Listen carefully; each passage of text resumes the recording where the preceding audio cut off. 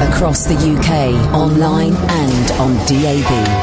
Get an earful of unusual nocturnal emissions with radio's Lord of Misrule, Iain Lee. No relation, thank God. Unfiltered Night Talk with the original king of unconventional conversation. The Late Night Alternative with Iain Lee on Talk Radio. Good evening, dear listener. The Late Night Alternative. My name is Iain Lee. Who are you? Catherine Boyle. Ah, yes, I remember now. 0344 499 1000 is the phone number. Busy show tonight. I will be... But lots of people were sceptical about the owl attack yesterday. Oh, but in the picture you said there was loads of blood and it was a clean shirt. Yeah, it obviously wasn't the shirt I got attacked in.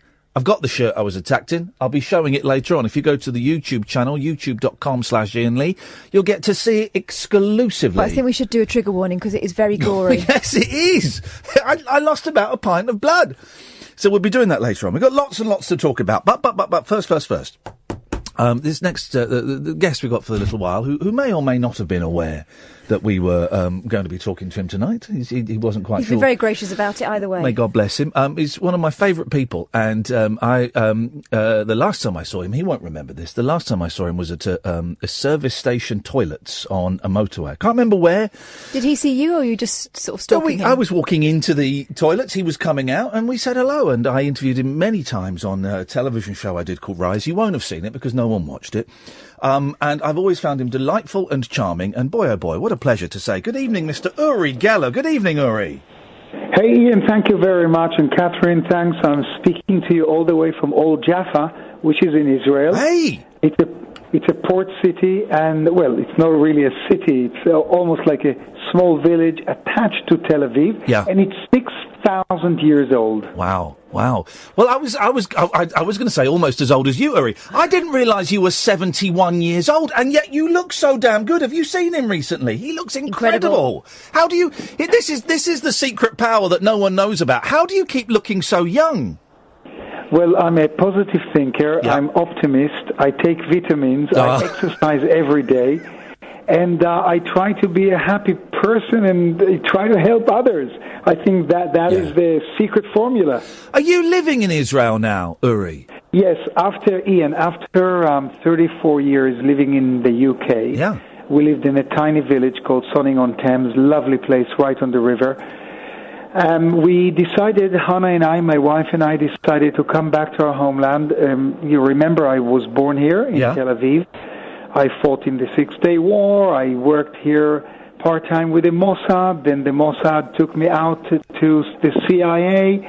And then, believe it or not, and very few people know this, in the early 70s, MI5 wanted to know about me. Yeah. So they had me sent to England from Palo Alto in Langley, Virginia. That's where the headquarters of the CIA is. Yeah. And they tested me too.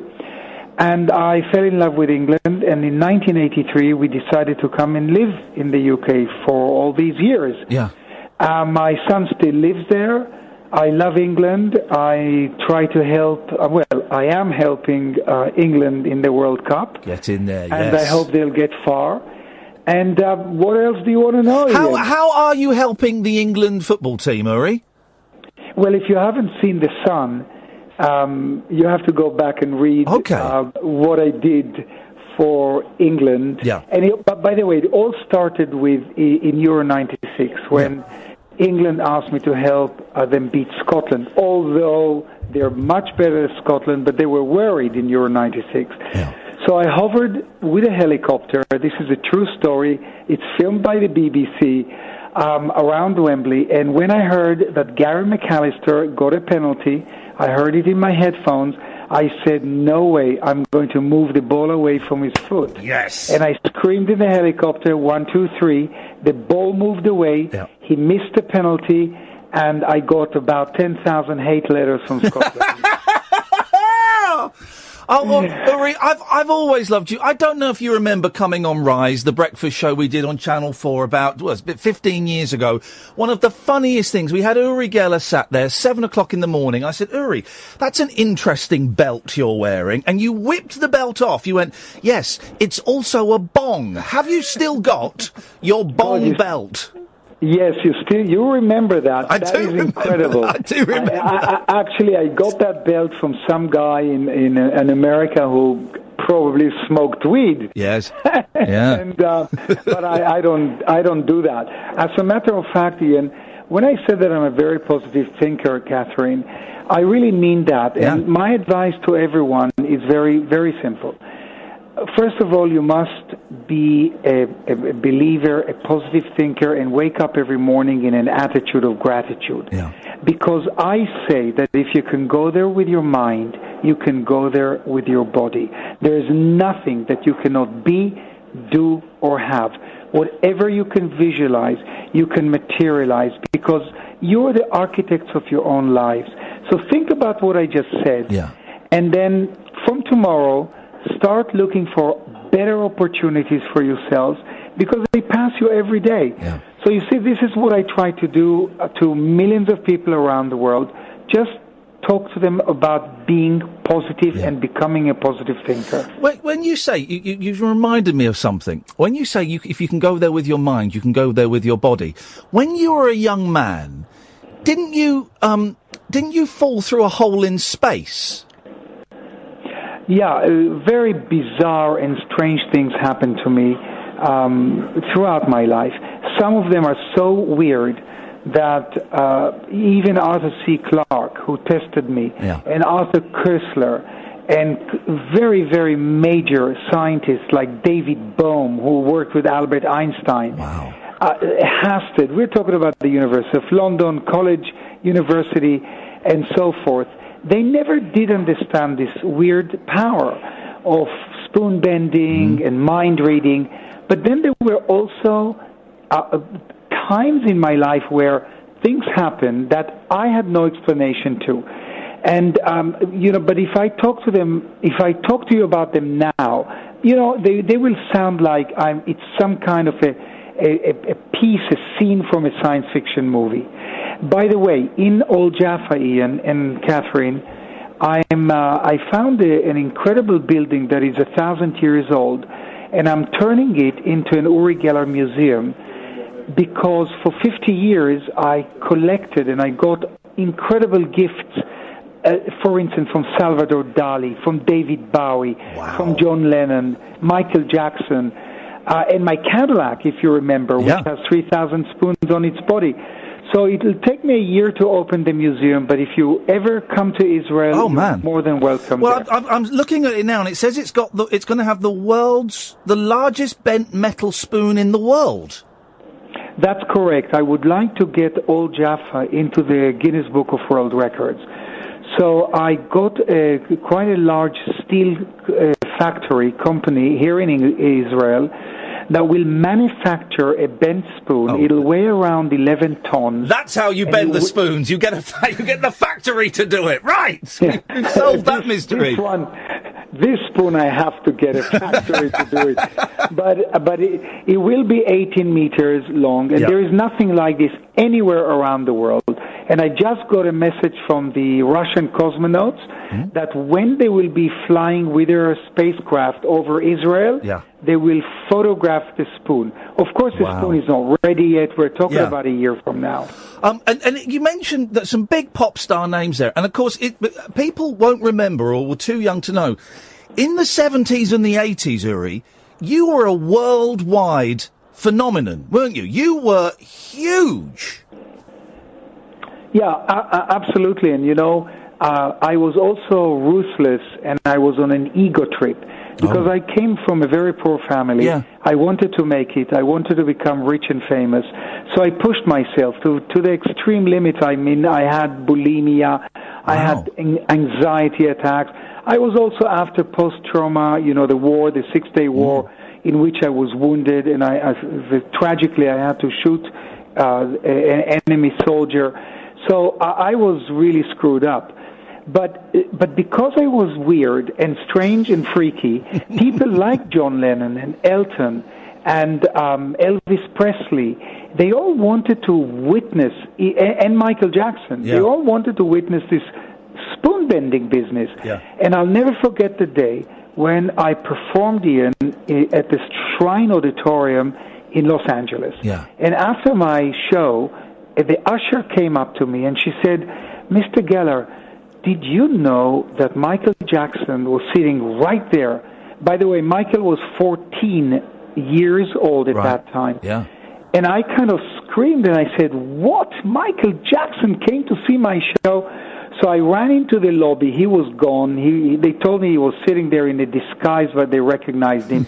And decades later, I was sitting with Mohammed El Fayed, who those who don't know, he was the owner of Harrods, and his son died tragically with Princess Diana. And suddenly Michael calls out of the blue from New York, and he handed me the phone, and that's how our friendship began. And did you know that his dad died today? Do you know what? I did, yeah, I've got that written down. Joe Jackson, I think it was 89, passed away today. There's a fascinating, strange character. Yeah, it's talk about synchronicity or coincidence. Bizarre. Because our show, this show was, you arranged it 3 or 4 weeks ago. Yeah. And I was going to talk about Michael, and his father dies today. So he was, a great father, but also a father that wanted to push his son to the limits.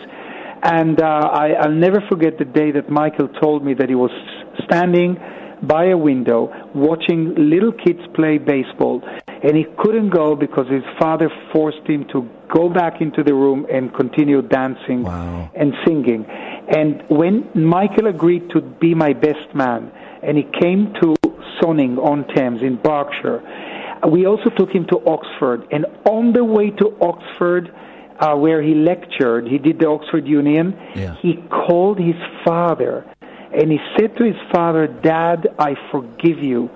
And we witnessed this call. Well, we all witnessed this call. It was just incredible. And as I'm telling you this, my hair stands on end. That's an amazingly intimate thing to watch between a son and a father, isn't it? Yes, it was on the phone. Though. It was but still incredible to see that. It was Jonathan Margolis, who is quite a well-known, famous writer in England. He was with me, and we heard him talk to his dad, but it was incredible. But, I met people like David Bowie, and I know I'm dropping names now. You drop away. These guys wanted to meet me. Yeah. And it was just fascinating to see how these world genius icons and legends were just so freaked out like children when I bent a spoon for them. Well, okay, there are so many things firing off in my head. But we're talking about the spoon bending, and the reason that you're in my head, Uri, is because a few weeks ago I was sat with my 8-year-old son, and we were just talking, and he was holding a spoon. I said, "Oh, do you know there's a guy that can bend spoons?" He went, "What are you talking about?" So we went on YouTube, Uri, and we found loads of videos of you bending spoons. And I said, I've seen him do it. He's done one in front of me. It's amazing. And it was so lovely. Me and my 8-year-old son, Uri, were sat there for about an hour, both of us holding spoons, trying to bend them with our minds. Now, amazing. What's his name? Well, I never say his name on the radio, but I'll send you a little email. But okay, because I will. When you send me an email with his name, and send me your mobile number, I will record. I will tape a message for him on my mobile phone, and I will WhatsApp or email it to you. Okay? Oh, but Uri, honestly, that would make his day. And I'll do it. I have to ask you this question because he said if I ever interviewed you again, I have to ask you this question, Daddy. Can you ask Uri how does he bend spoons? So Uri, how do you bend spoons? That's from my 8-year-old son. The answer is I really don't know the science behind it. I believe it has to do with Albert Einstein's equation E equals mc squared, where everything is made from energy, and our minds is energy, our bodies are energy, everything, the universe, the phone that I'm holding now is made from energy, everything. So maybe there's a connection, but also, before we sign off, to the skeptics, yes, I'm hugely controversial. A lot of magicians try to debunk me throughout my career, but the skeptics actually created the myth around me. They created the mystique.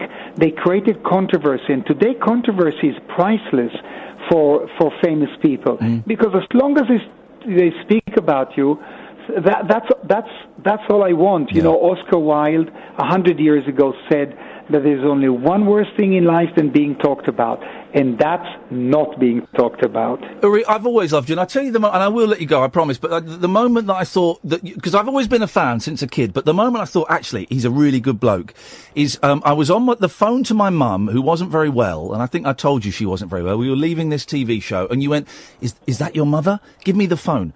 And you took the phone, and you spoke to my mum, and you sent her positive energy and positive thoughts, and that made her year, Uri. I thought that was such a lovely, charming thing to do. And I do that all the time. Yeah. When I get emails from people who ask for help, this is not a business. I don't charge. I think that if you send a positive message to someone, it touches him, it touches her, and it does help. Yeah. But you know what we'll do? I'll come on your show maybe another time, or if you want, we'll do it today. But we should do an experiment with your listeners. So let me know if you want me to do it today. Do you want to do it now? Have you got time to do it now, Uri, or do you want to do it another day? It's up to you. Well, let's just do it now. I've got time. Beautiful. As long as if you don't have other... No, it's just me and you. Go on, and Katherine. So this is what I want everyone who's listening to Iain now, and Katherine. I want you to very quickly go and gather all your broken watches. There we go, yes. They could be very old, pocket watches that are 100 years old, that are not working. Anything that you have broken in your home, I know it sounds bizarre, but bring it to the radio set. Yeah. Also bring a bunch of keys and some spoons. And we will do a massive experiment with your listeners, and then you will get the results back from them. Beautiful. Let's talk for about a minute. Okay. Let's give everyone go and get your broken. We've all got a drawer that's got broken watches in. Go and get your keys. Go and get your spoons. Bring them and put them on the radio or just in front of the radio. Wait, I'll guide them in a moment when they come back. All right. Tell me, Iain, where are you based out? Where is the show coming out? We're based in London, Waterloo. Fantastic, because we lived also near Waterloo. My son Daniel lives there, and that's the only thing that we coming back to Israel. Our children are not with us. Yeah. Daniel lives in London. My daughter Natalie lives in Los Angeles. They are visiting us here now with our granddaughter Romy. Oh, beautiful. And I miss England tremendously.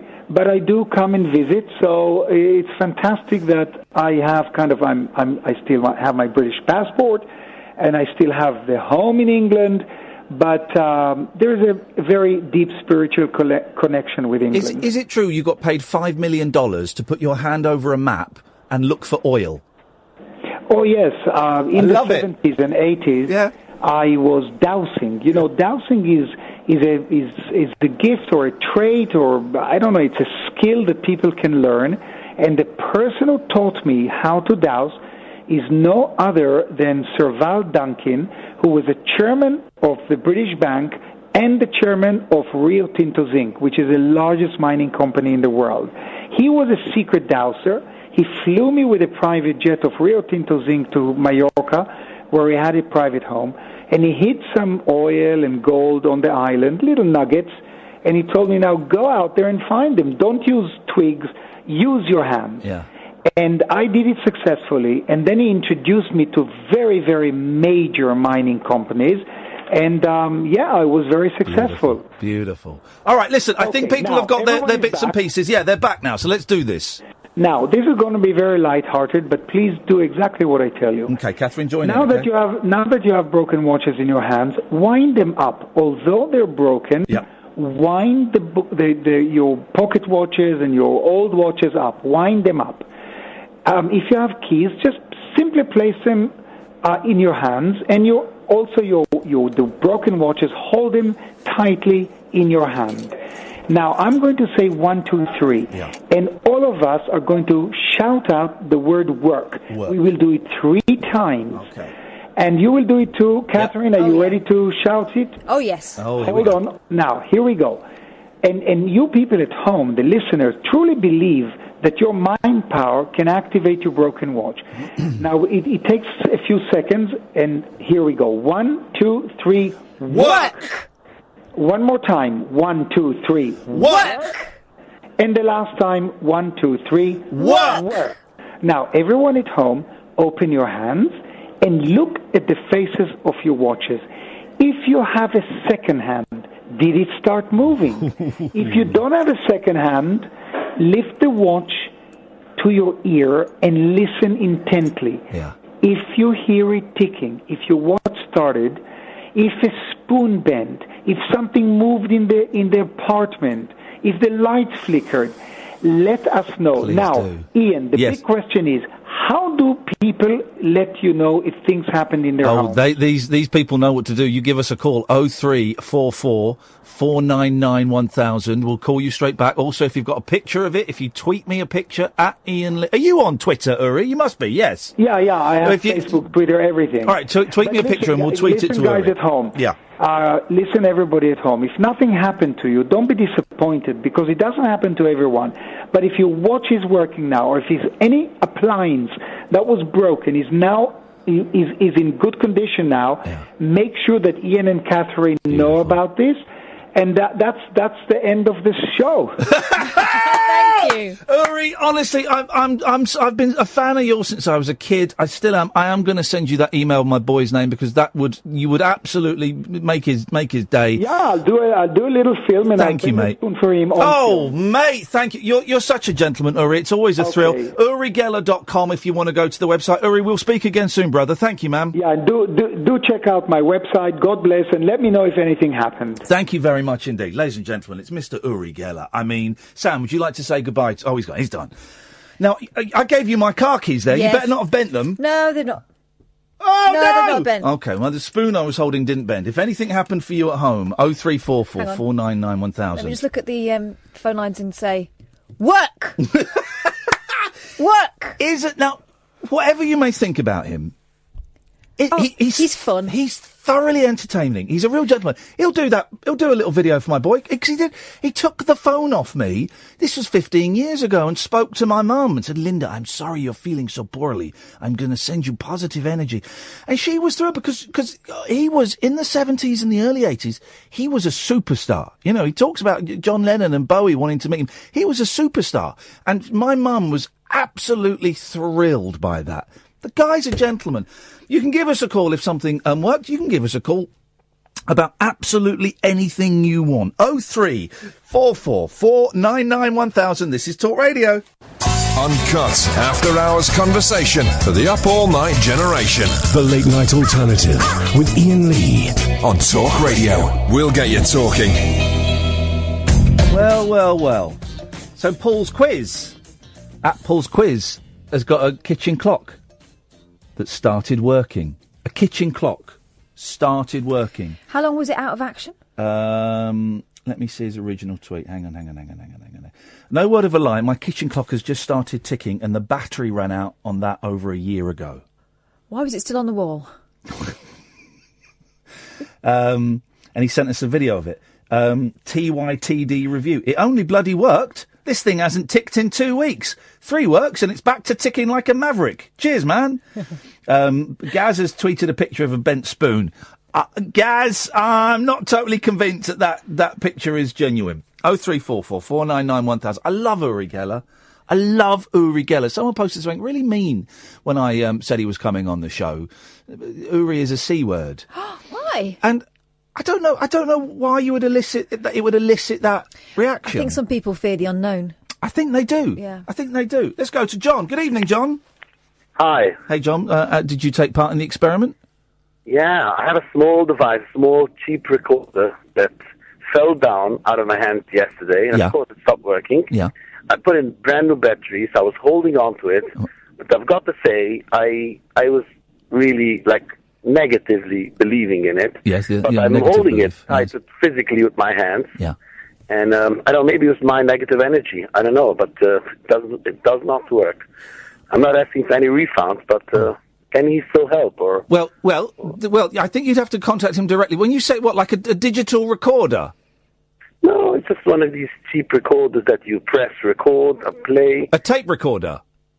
No, a recorder. You buy for £16. A digital recorder? No, not a digital. An old recorder. A tape recorder. You like to play with, a tape recorder. Yeah. No, a recorder. You can talk into it. Like a digital recorder. It's not a digital. Is it a tape recorder? No, a recorder. Is it a digital one? Digital recorder? Olympus. No, not very digital. No. Not very digital. No, not at all digital. Is it a tape recorder? No, a recorder, not a tape. Well, is it a digital one or a tape one? I'm getting confused here. No, there is an item called a recorder. It's not a digital recorder. One you blow into? Something where you press record. No. On the right-hand side. How does it record? Does it record digitally or on cassette? Not on cassette, no. Digitally? Probably, yeah. So it's a digital recorder? Yeah. Brilliant. Yeah. Excellent. We got that sorted, and you couldn't get it to work. I'm really sorry to hear that, John. 0344 499 1000. And fade the video. Sorry about that, John. Email already sent. Me and Kath are big fans of repetition in comedy. Good evening, Alan! Imagine if Alan came on and he was all eloquent and spoke like little Lord Fauntleroy because of Uri Geller. Let's find out. Work, Alan! Work! Everything you have to say will have to go through my solicitor. Oh! Get you! For those who don't know, Alan Caddick is standing trial Friday night at 10 o'clock. He could be, I don't want to influence the judge, who's my best friend, Katherine, but he could be sentenced to 10 years hard labour. No, not hard labour, because he'll interpret that in a different way. 10 years banning from this radio station. 10 years! Or 10 minutes. He's going to torture us. He's facing the 10-year stretch! If you ever order my solicitor, she's been putting together a case. Well, she needs to put together a pretty strong case, Alan. Get my solicitor on the phone and she'll give you an update. I don't want an update from your solicitor. You get her on the phone. I'm not sure you should be discussing the case in this forum. He's the fella who yesterday pleaded guilty 5 times. He sent himself down. And also, the thing is, she can do a bloody S-hot defence case, but we've got the recording of you saying guilty 5 times. I'll just keep playing that. I wasn't under duress, but like I say, speak to my solicitor. You were not under a duress. What are you talking about? Speak to my solicitor. You phoned us. Well, speak to him. Thanks very much for calling. I don't want to prejudge this as the judge, but his case has got holes in it.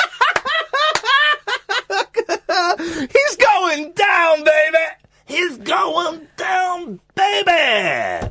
0344 499 1000 is the telephone number. So, yesterday, and bring it back down to sensible chat. Yesterday, I was violently and aggressively attacked in a part of the countryside that I have since found out is used as a site for men to meet up for sexual encounters, and that's fine. And thank goodness they were there, because they were happy to help you. Very happy. I was attacked not by the men that were I think cruising, I guess you call it.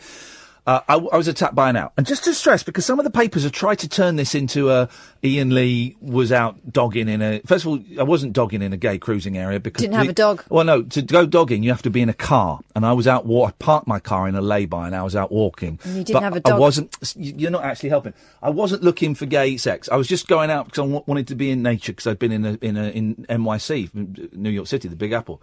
So I just wanted to commune with nature. Anyway, just walking about... and suddenly I heard this sort of flapping, and then just the most intense pain in the back of my head, and it was a little bit just below my neck.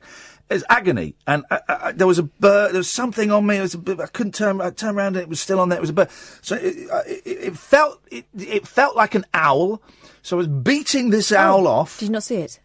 Well, I saw it after it flew away. When it flew away, I saw, it's an owl, but I couldn't tell which kind. Because I'm not Percy Thrower. So I beat this owl off, and it flew off. Eventually, after minutes, felt like minutes. I was a bit dazed, and I thought, I've come here for a walk, and we're going for a walk. And as I was walking, these 2 gentlemen came out of the bushes and said, excuse me, are you Iain from the jungle? And I said, yeah. They said, what were those strawberries like? I said, they were really good strawberries. That's kind of my stop line. So they were really good strawberries. So, where's Daisy? I said, I don't know, not seen her for years. Oh, did you know you've got loads of blood coming out of the back of your head? I went, what? And I put my hands round. I've got the bandages on now. I touched it, and there was blood pouring out of my head. And I kind of looked panicked. I also looked panicked. And they said, do you want us to take you to the hospital? And they said goodbye. And one of them went off to carry on walking. And he took me, one of them took me in his car in his hospital. And there was blood everywhere. And to that man, I don't even know that guy's name. I've no phone number. I'm sorry. Thank you. Not all heroes wear capes. Exactly. Or trousers. So thank you for that. That is appreciated. Took me to the hospital. And, they didn't stitch my head. I'm terrified of stitches. They glued my head back together. If you're watching on YouTube, you'll see I've got a bandage on, and I think some of the blood may have seeped through at the back of the bandage. It was a little bit leaky last night. It's a bit. Oh, yeah. There was a little bit of blood on the pillow this morning. Anyway, so they glued me up, and it's been in all the papers. All the papers. Tragic comic attack by an owl. But loads of people said, "Oh, there's a picture of you outside the hospital. There's no blood on the T-shirt." Oh, yeah. Oh, you can't have been attacked by an owl because there's no blood on the T-shirt. Well, yeah, because the first T-shirt was covered in blood, and they took it off when they treated me. They had to check I had no injuries elsewhere, so they took the T-shirt off, right? And luckily, they had there was a spare T-shirt lying around, and they gave me a spare T-shirt to wear. Okay, so. No, I'm not going to come home and come to work in the bloody T-shirt. I'm not swearing. I'm being literal. Now, over there, I have the actual T-shirt that I was wearing at the time of the attack, right? And I don't feel I have to show it to you because it's my own personal journey. I know what happened. I know my own truth, but. I am hoping that by sharing this with you, and you'll see it on YouTube now, youtube.com/Iain Lee, click on the live feed. We'll put this out as a video tomorrow, please. That by sharing the image of this T-shirt soaked in blood, that all of the naysayers and the people doing, oh, you twit to woo, and all of those jokes can F off. Oh. You can just F off. Because here's evidence. I'm going to show you. You shouldn't have to do this. I know I shouldn't have to do it, but I'm going to do it. So, this is one of my favourite T-shirts, right? Sparks. My Sparks T-shirt. It's one of my favourite T-shirts, okay? And this is now... Trigger warning, by the way. The back of my T-shirt. That is the back of my T-shirt. For those on YouTube, there it is. For those of you watching this, that is the back of my T-shirt. Now, look. I'm going to stand up a bit here. First of all, if you look here... There are claw marks. You see, there are 1, 2, 3 claw marks there, and then there's one a little bit further down, okay? Covered in blood, and if you look at the blood spatter marks, they are going down. The blood spatter marks are going down. Now, that would imply that the attack was from above and was directly above and was done by claws... Not by a fall, not by, kind of like a poker or anything. It was done by claws. The spatter marks go downwards. They go downwards, okay? So, let that, and this is what, Kath has seen me in this T-shirt a lot. This is one of my favourite T-shirts, right? I'm not going to deliberately... I mean, you couldn't even do this. You couldn't even replicate this in a lab. So this is one of my favourite T-shirts ruined, and it's there. That's what happened, right? That's what happened. Yesterday I was saying, please don't attack owls, because what one owl does, you can't blame the rest of the owl community for. Today I've changed my opinion on that, and I'm now starting a late night alternative campaign called the Iain Lee the late night owl cull. I tried to get it into words and I couldn't. Because to put the C in, it takes you down all kinds of possibilities that really aren't radio friendly. And a word with O and a C in it. Ah, right. Cull owls. Now. I was trying to get a CK at the end. Oh. Cull owls, cull kill. There we go. That's hashtag, this is it. Hashtag cull owls, cull kill. COCK. Because owls can kill. There we go. Beautiful. There we go. So it can mean either of those things. But this is absolutely genuine, right? If you see an owl, kill it. Kill it. Because I'm not the first person that this has happened to, right? I've researched this. There has been lots of cases of owls attacking people, right? And also, today, I've gone viral, I've gone worldwide. I was backed up by an American lawyer called David Rudolph. An American lawyer. Google him. One of the most well-respected lawyers in America has tweeted his support for me. So, here's the thing, guys.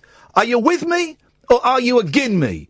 We are going to take out and decimate the owl community because owls are bastards. The Late Night Alternative with Iain Lee on Talk Radio. 0344 499 1000. Katherine, could you take a picture of me holding up this T-shirt, and if you send that to me, and then we will. If I do it that way, that can go to the Doubting Tom eye. If you turn it, you see that? There we go. Hang on, is that going to do a good glum face? Yeah, it looks glum. Okay, beautiful. Send that to me, and we'll tweet that. Put that up there. Let's go to Richie. Good evening, Richie. Hello, bro. You there? I'm here, yes, hence me talking to you. Long time no see. Is it? Well, yeah. It's a question for Kath, really. Okay. Or a chat with Kath, is that okay? I kind of guess so. You did have 4 days. You did have 4 shows where I wasn't here and Kath was. You could have spoke to her then, but no, don't be well, that's what I'm talking about. Put her on, please. She's here, mate. I'm on. Hey, babe. Guys, babe. You and Katie rinsed it. Simple as that, mate. Simple as that. That was such a good show. The way you did it, it was just brilliant. And you brought up that social media shite with the kids and...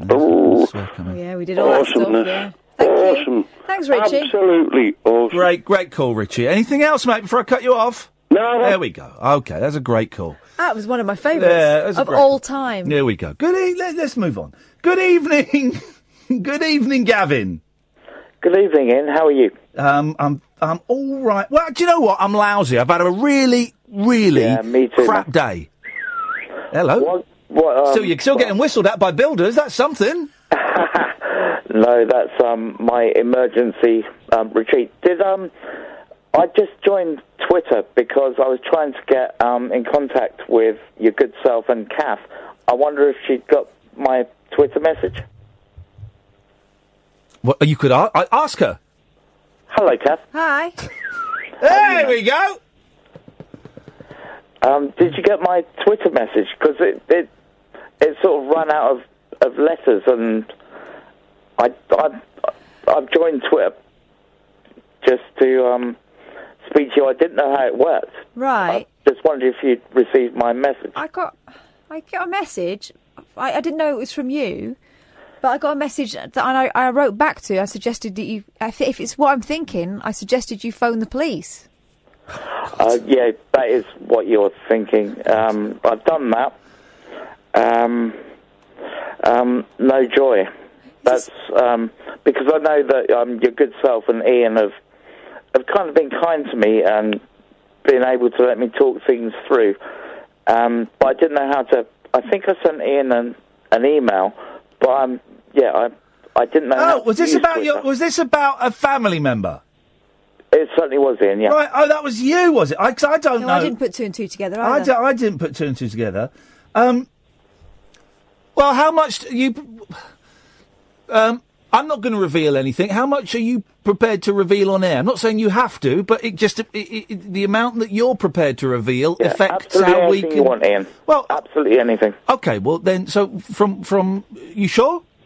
Yeah, absolutely. Okay, so you sent me an email saying your dad beat the crap out of you. Yeah, that's me. 7 Shades, I think you described it as. Yeah, that's me. Yeah, that's me, man. Do you live with your dad? Unfortunately, yes. Aha. Okay. Why do you think he did it? Because I had a disagreement with him about an issue, and because he's a slightly older gentleman that's he doesn't know any better. He doesn't know any better. Well, hang on a minute. Even old people know not to just beat their children up. For over a disagreement. Well, I'm a 40-year-old man. Yeah, but you're still his child. I'm 45 now. I'm my mum's child. You never stop. They never stop being your children. Well, let's not argue over semantics. But okay. So how has it left you feeling? Bruised, bewildered, and covering up for my mum, really. What do you mean by that? Because I don't want to cause any ructions because they're a couple, and that's so what? I don't want to cause any problems. Well, what? I don't understand what you mean by a problem. What, your dad beat you up quite badly.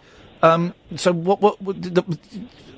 I don't understand what you're worried about happening between them.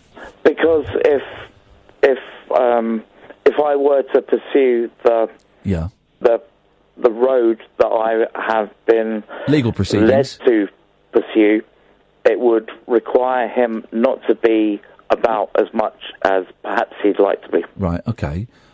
Is he still with your mum? Yeah, but we're all in the same gaff. I've locked my door and I'm in here. Well, Well, then she'll know there's something wrong, won't she?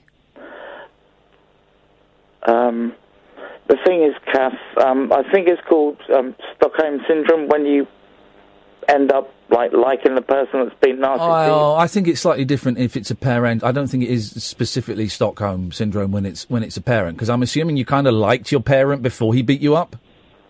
He's done it all my life, Iain, to be honest with you. Yeah. Well, then your mum knows. Yeah, she'll know about it. Yeah, and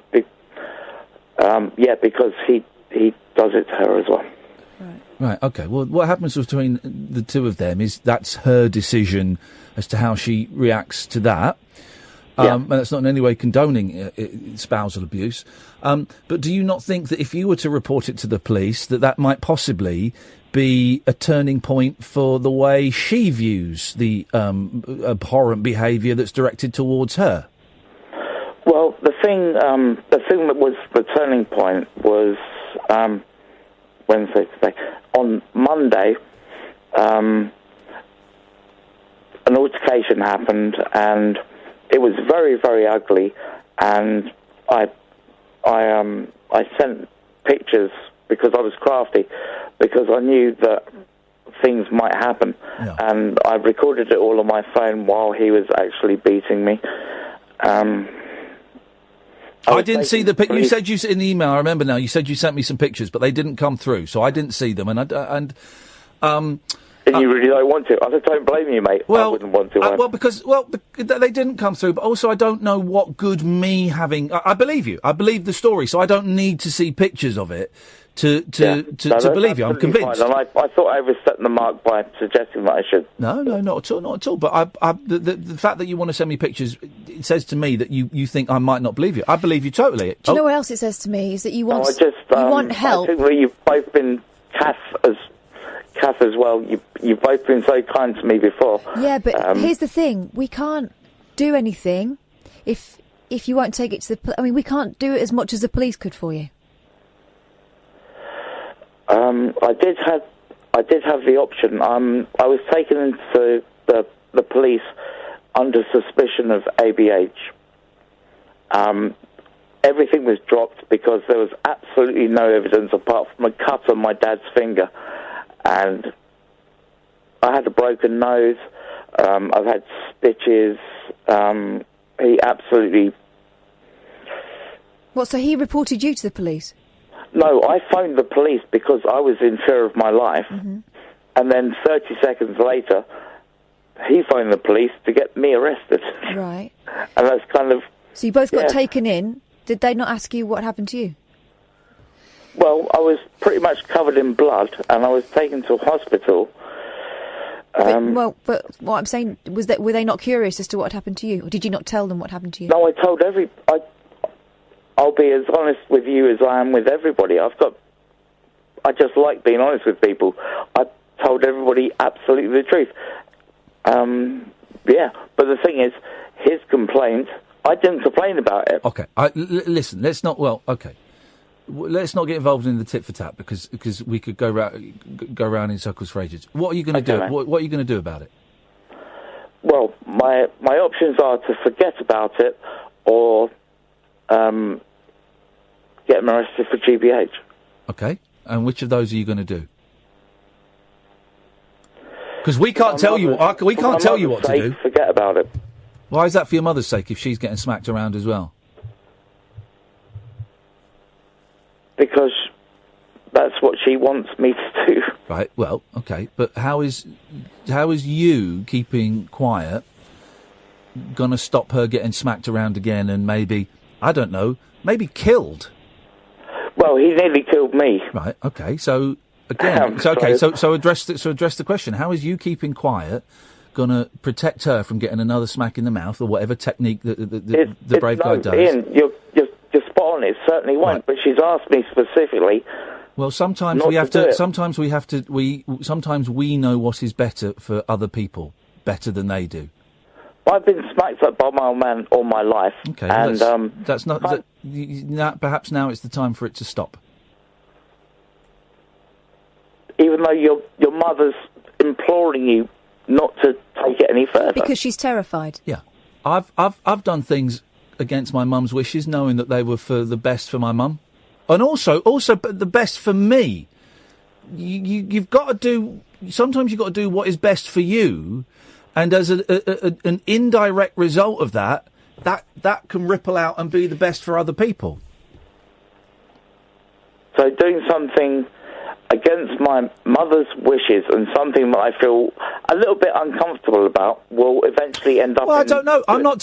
Here's the thing, right, Gary. I'm not telling you what to do because I couldn't do it. Hang on a sec. I'm not telling you what to do because I couldn't. I don't know all of the variables. I don't know all the variables involved in this. But from a skim reading, from getting the headline. If I was getting beaten up by a parent, as an adult, and I lived in their house, yeah, I'd go to the police. If it happened a lot and I nearly died, I would go to the police, yeah, and I would get them done. Also, that means I suspect, and there'll be people listening who'll know it a little bit better than me.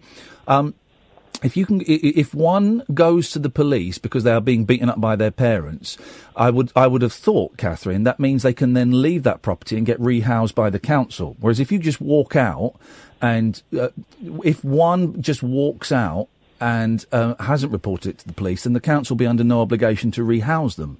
Yeah, because you make yourself intentionally homeless. Exactly, but if the police recognise there is abuse taking place, then I suspect, I could be wrong, I don't know, but that would then put some pressure on the council to find housing. That sounds good to me because, well, who am I to say that you remember my history? But I've recently been separated from my wife. I've recently come back into the family home.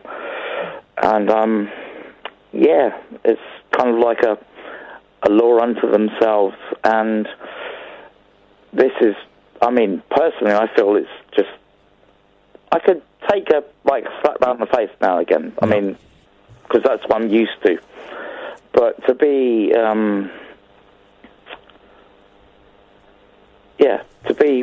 brutally beaten, I don't think anybody deserves that, really, do they? No one does. No one does. Everyone deserves, everyone has a right to sleep in a bed and feel safe in that bed. Gavin, listen, we're not telling you what to do. Only you can know what to do, but, someone's going to get killed, man. Yeah, I think I understand exactly what you're saying. Somebody is going to get killed. Hang on. Now you're saying it as though that's a threat to your dad. No, what I'm saying Hang on a minute. No, it wasn't. That's what it sounded like. Here's the thing. But I do apologise. But someone is going to get killed. Could be you. Could be your mum. And it could be your dad. If you or your mum, you might have a heart attack while beating one of us up. Or one of you could lash out, grab a knife. Any one of you three could die. I've never laid a hand on another human being in anger. Okay, well, in my life. Well, it doesn't mean that it won't happen, but No, because I'm used to it happening to me. Okay, Therefore, all right, Gavin, Gavin, I've done the best I can, dude, and you're kind of, it feels like you're kind of being deliberately obtuse to me, right? I don't know what to suggest. Me and Katherine have given you the benefit of our thoughts on this. I appreciate that. And I'm saying one of you three could potentially die. I'm going to say something to you. I had some really good advice from someone who knows a hell of a lot better about life than I do recently, when I was concerned about a friend. And he said to me, the way things are going, your friend may end up dead. You need to do as much now so that you, the Gavin that survives this person, is going to know they did enough and did what they can. Because you're going to have to live with it. Good luck, Gavin. Let us know how it goes. Will do. All right, cheers. Thanks, man. Thanks. Good advice, Katherine. It's really hard advice, but... Yeah, good advice. But that's the truth. 0344 499 1000. Si and Gary, stay there. We'll come to you in a bit. This is the Late Night Alternative on Talk Radio. The Late Night Alternative with Iain Lee on Talk Radio. We have ways of making you talk. Yeah. No, that was my fault. I should have said a bed, please, Sam, and I didn't say it. Hey, let's go to... there are some people that used to listen to this show, a guy called Dan and a guy called Billy. They don't listen to the show anymore. They go off and they do their own poxy radio show on CRMK. So they're live now. Let's go and have a little listen to Mugger Harris and their silly little... We all know you're you. No, we don't. This is how their show starts. Like we are. Exist throughout all galaxies. It doesn't make any difference. You are all of them. And when they come into being, that's you coming into being.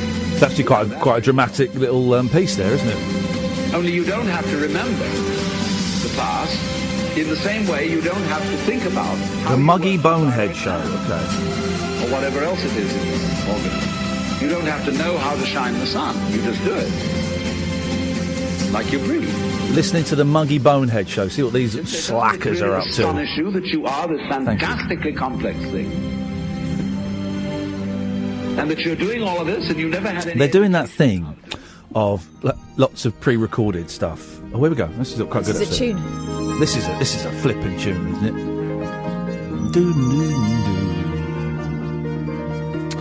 Giorgio Moroder and what's his name? Phil Oakey. There we are.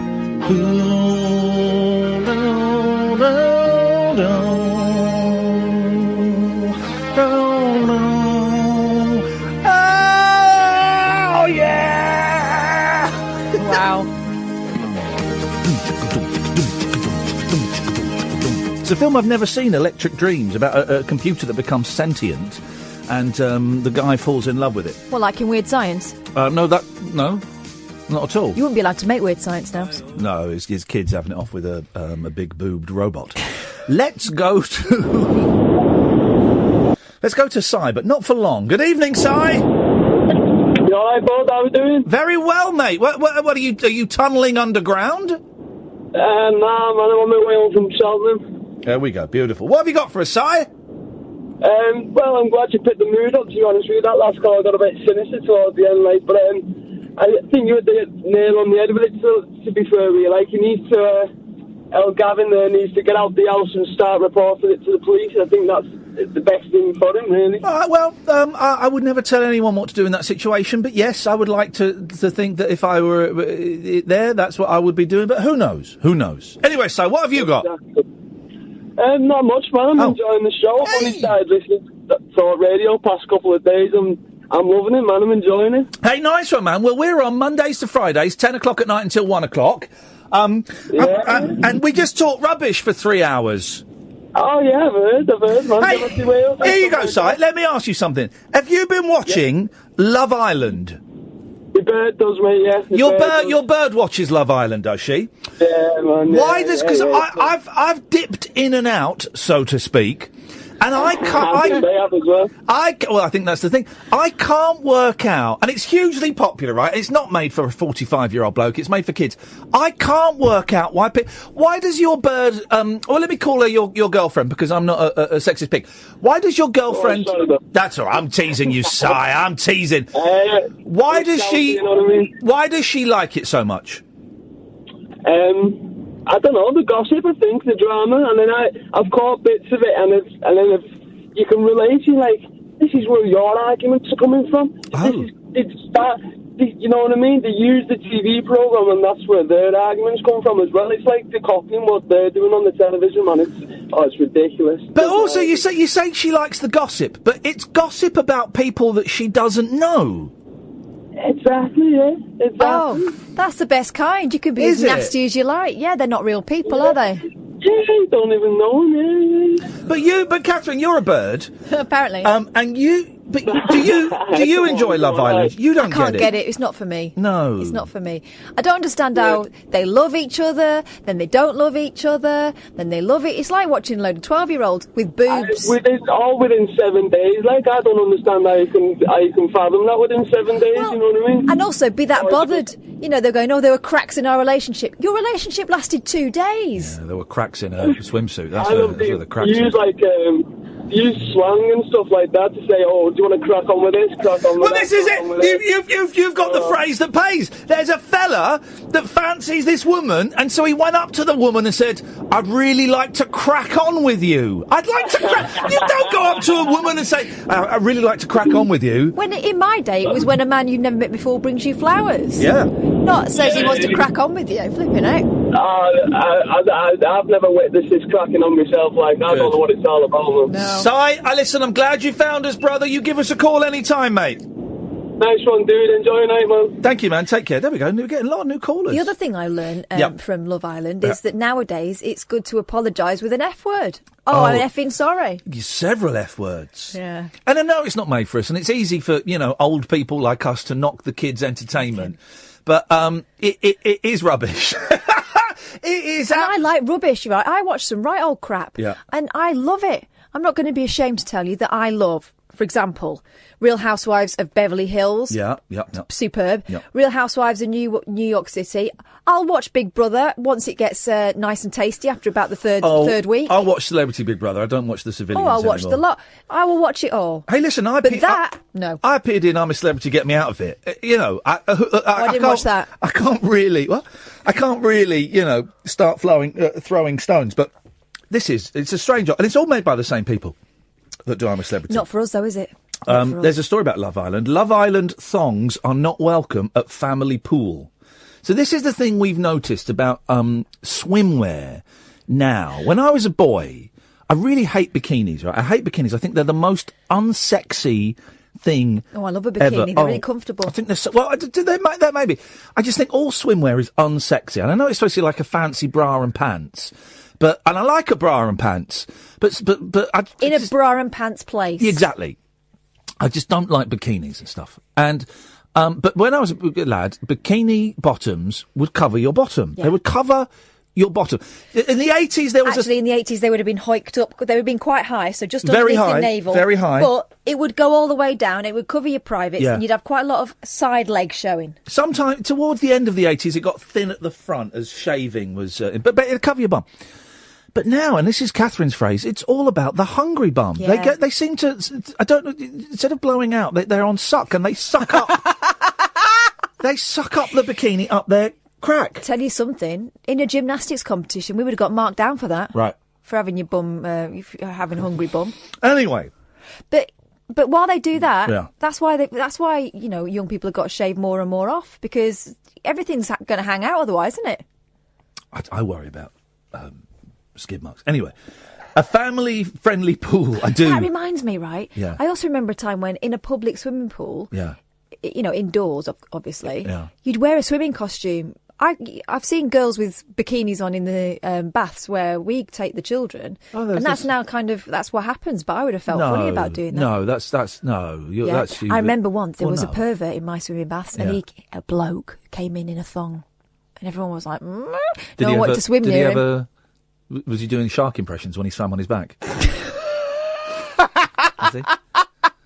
Otherwise, you don't know. More of a bottlenose dolphin. Well, you don't know if he was with the blowhole. You don't know if he was a pervert. Yeah, we do. Wearing a thong. You don't know that. Some men are just very relaxed like that. But no, girls have been wearing bikinis for years. In public baths? Yeah. No. A family-friendly pool has blamed Love Island for a rise in swimmers sporting skimpy thong-style swimwear.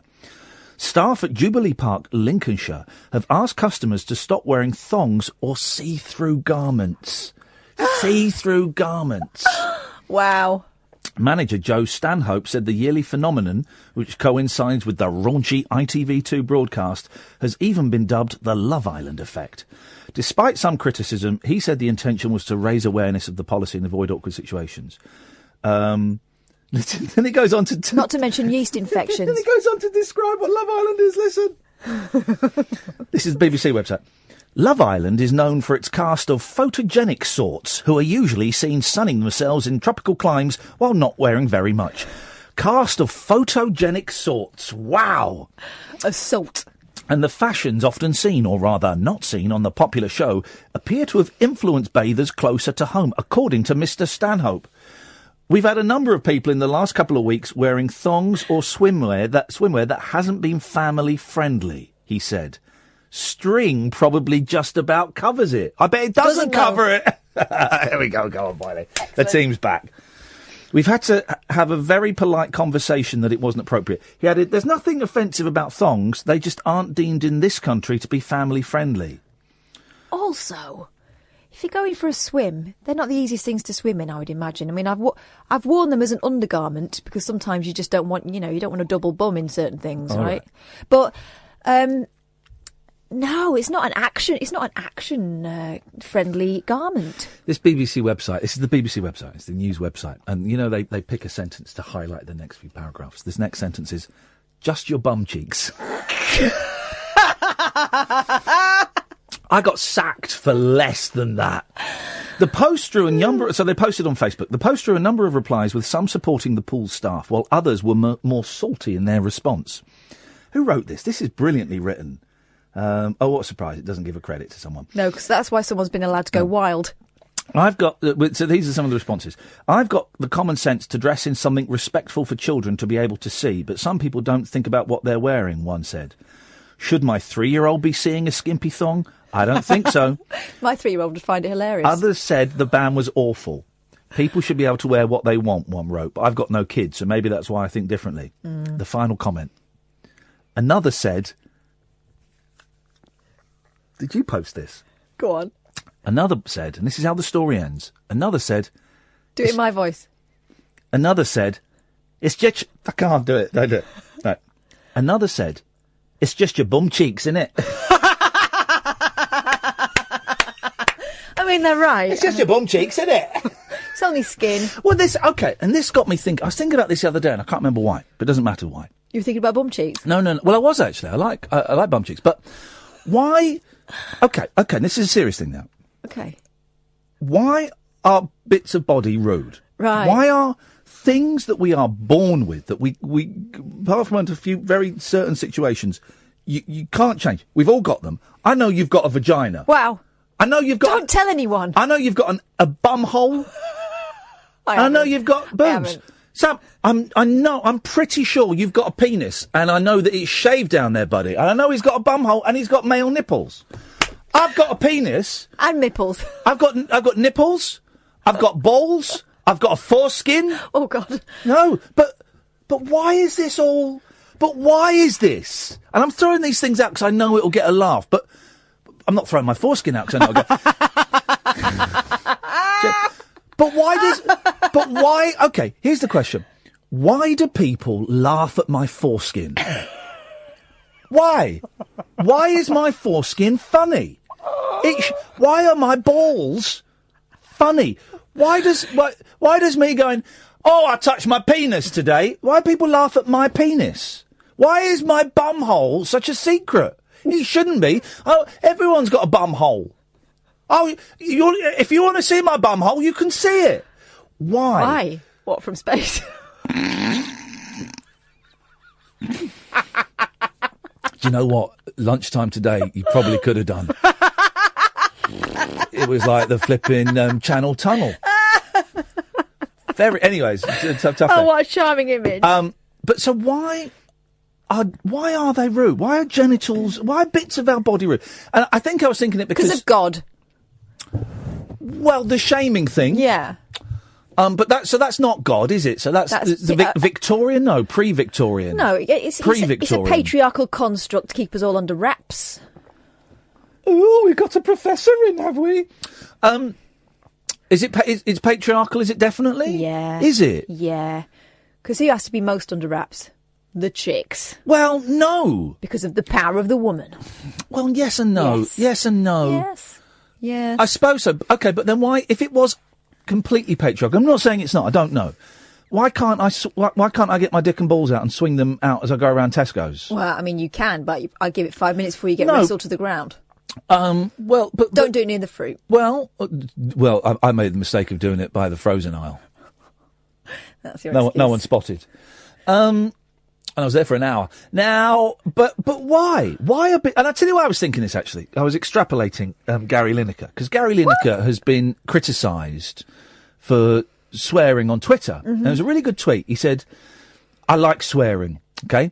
Obviously, I don't swear when I'm doing the football, because that would be inappropriate, but on Twitter I swear. And if you're offended by the sounds that certain letters make together, then unfollow me. And it's a thing that we've talked about before. How do some words, handful of words, have such power? How does a noise from my throat and my mouth have the power to humiliate, to bully, right, to really upset people? Because it's all about conformity, isn't it?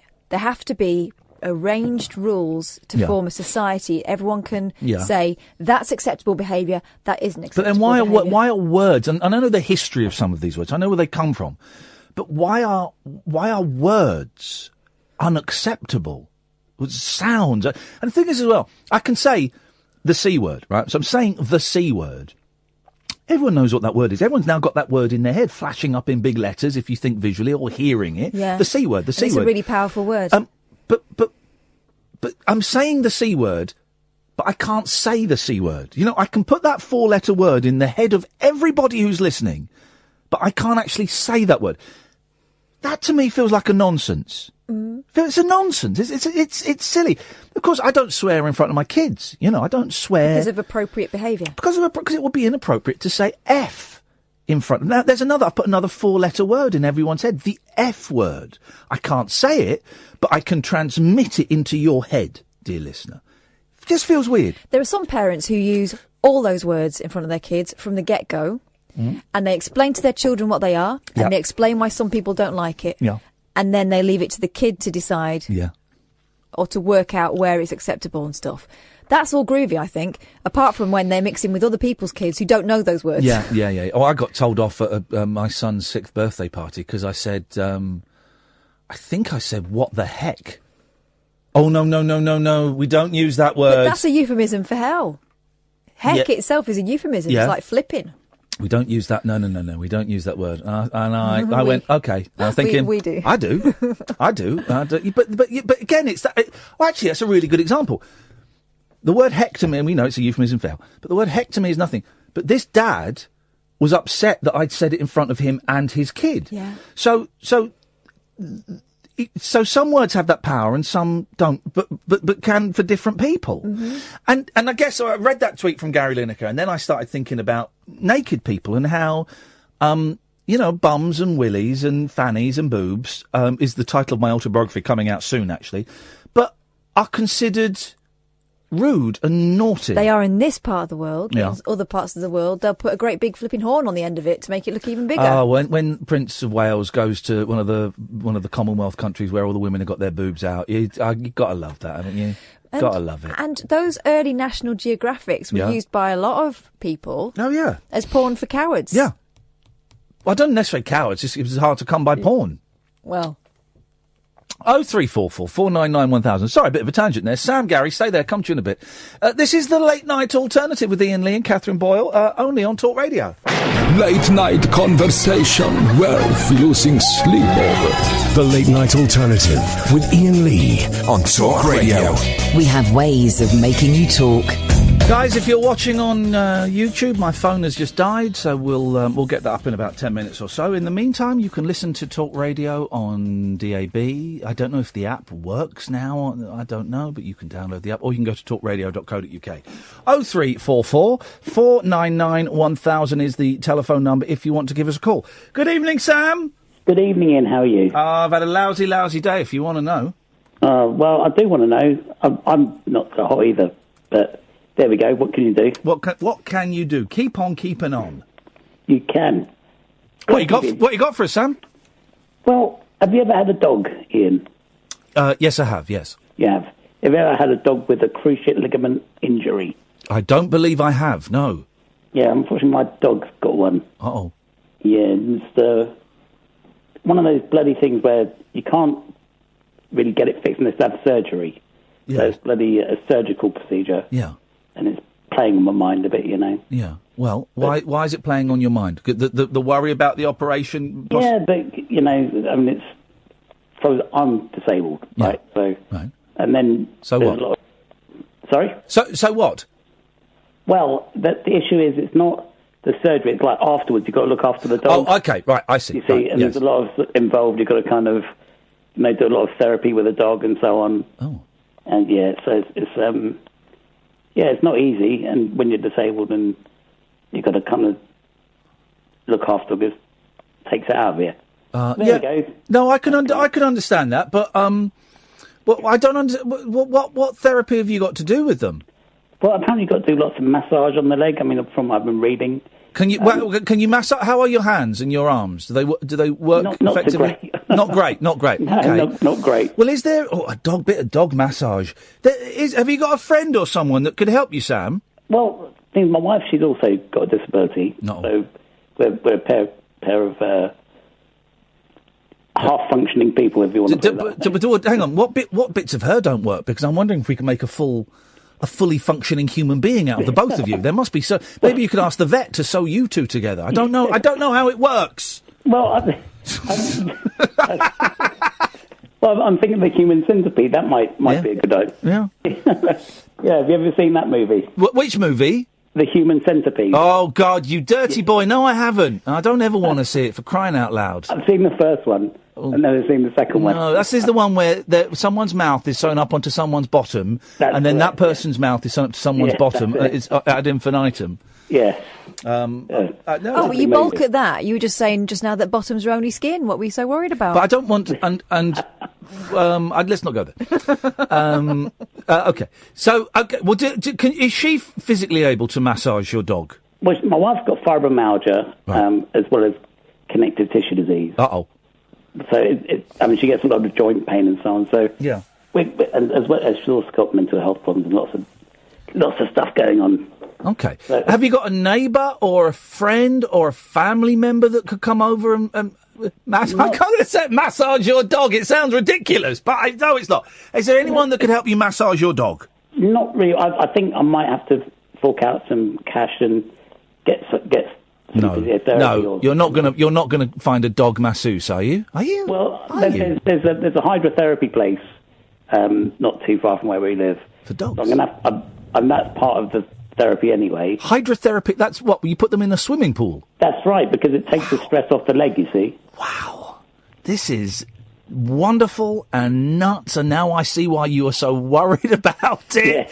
So you've got to fork out some cash, and luckily we've got pet insurance. Well, no, here's the thing, man. Don't even say luckily, because pet insurance is expensive, but it ain't as expensive as paying for medicine and paying for operations. In fact, I've got to put a claim in for the cat. That's the trouble, and I think the leg surgery is somewhere in the region of $2,500. Yeah, I bet. And then some. Everybody who's got a dog or a cat, and you know, if you want to have it for a long time, get pet insurance, man. Get pet insurance.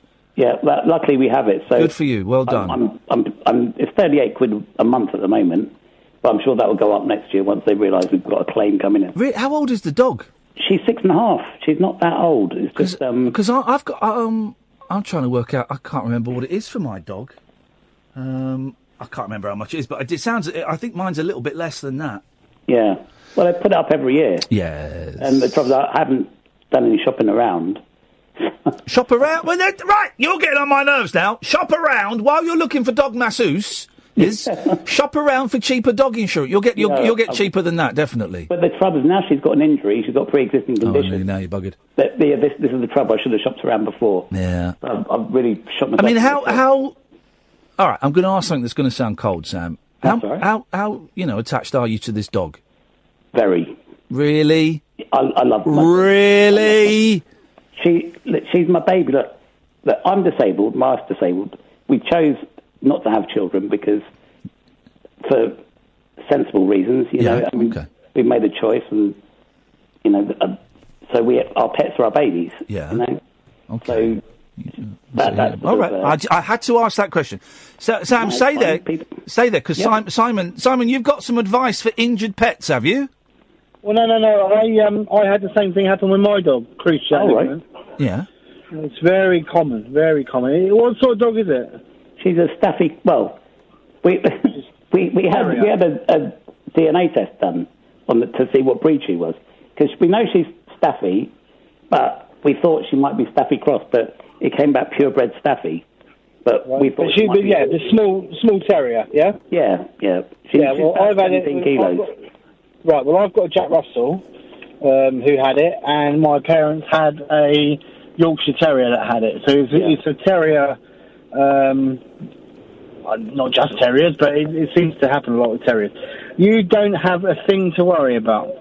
My dog had a Cruciate a failing Cruciate for the best part of a year and a half, and the vet kept putting off and off and off because obviously it's quite major surgery. Yeah. And he kept trying to give her various medications and anti-inflammatories and things like that. And in the end, I just said, look, you've got to do this. You've got to do this, right? So she went under, and best thing I ever did, because you wouldn't even know that she'd ever had a problem there. And you don't have to do a load of massaging and aftercare. You just got to be sensible. Just gentle walks, and the dog will pretty much do the rest on its own. Well, I mean, that's really what I was worried about, is all the aftercare and... No, hardly any. No, hardly any. All you got to do, I mean, they won't even... the dog shouldn't even go near the wound. And will she get to wear a funnel on her head? She will. Yes, man! Yeah. That is when animals are at their best when they're wearing a funnel. Not necessarily. Oh. Not necessarily. Because my vet gave me that option and said, yes, probably don't wait and see how she is with the wound before you do that. Yes. That's quite distressing for them anyway. And she didn't need it. So you might not necessarily have to... Okay. Catherine, you're going to say something? I was just thinking a funnel might be quite handy around here at the moment. Yes, man! And you can do with me what you do with dogs. You can throw treats and they can just spin around in the funnel and you can't get them. Yeah, that'll be awesome. Hey, Simon, listen, thank you for that. Sam, when's the operation? It's the 8th, and so 9th and 10th of July. All right, well, listen, best of luck, man. Let us know how it goes. One more quick thing, Ian, before I go. Yes, Sam, it's about potholes. Have you ever grown tomatoes? Looked at the camera, it's not there. Why? Have you got a tomato that's going in for an operation? No, I'm growing tomatoes. Yes. Right? They sell them in shops now. I know that. Okay. But the thing is, like, I love tomatoes. I eat tomatoes all out in the bloody... I just eat a lot of tomatoes. I only like baby tomatoes. I don't like the big, fat, juicy ones that you eat like an apple. I don't like those. No, I love big tomatoes. Well, I'm having the baby ones. You have the apple tomatoes. I'm having the baby tomatoes. Well, I'm growing tomatoes at the moment, and being disabled, it's not easy to water the bloody... Hang on a minute, right? I get the disabled thing about not being able to massage a dog. How does being disabled stop you growing tomatoes? Listen to me. I'm listening. Apparently you're disabled. I can't lift a freaking watering can. Like that. Spit on them. My arm. Spit on them, man. I can't lift the watering can, right? All right. So I've got 6 bloody tomato plants. Yeah. And it's a pain in the ass. I have to fill a little tiny bottle, right? Yes. Go backward and forward, about half a dozen times. You haven't thought this through. It's a pain pain in the I'm seriously regretting growing tomatoes. Why don't you use a hose pipe?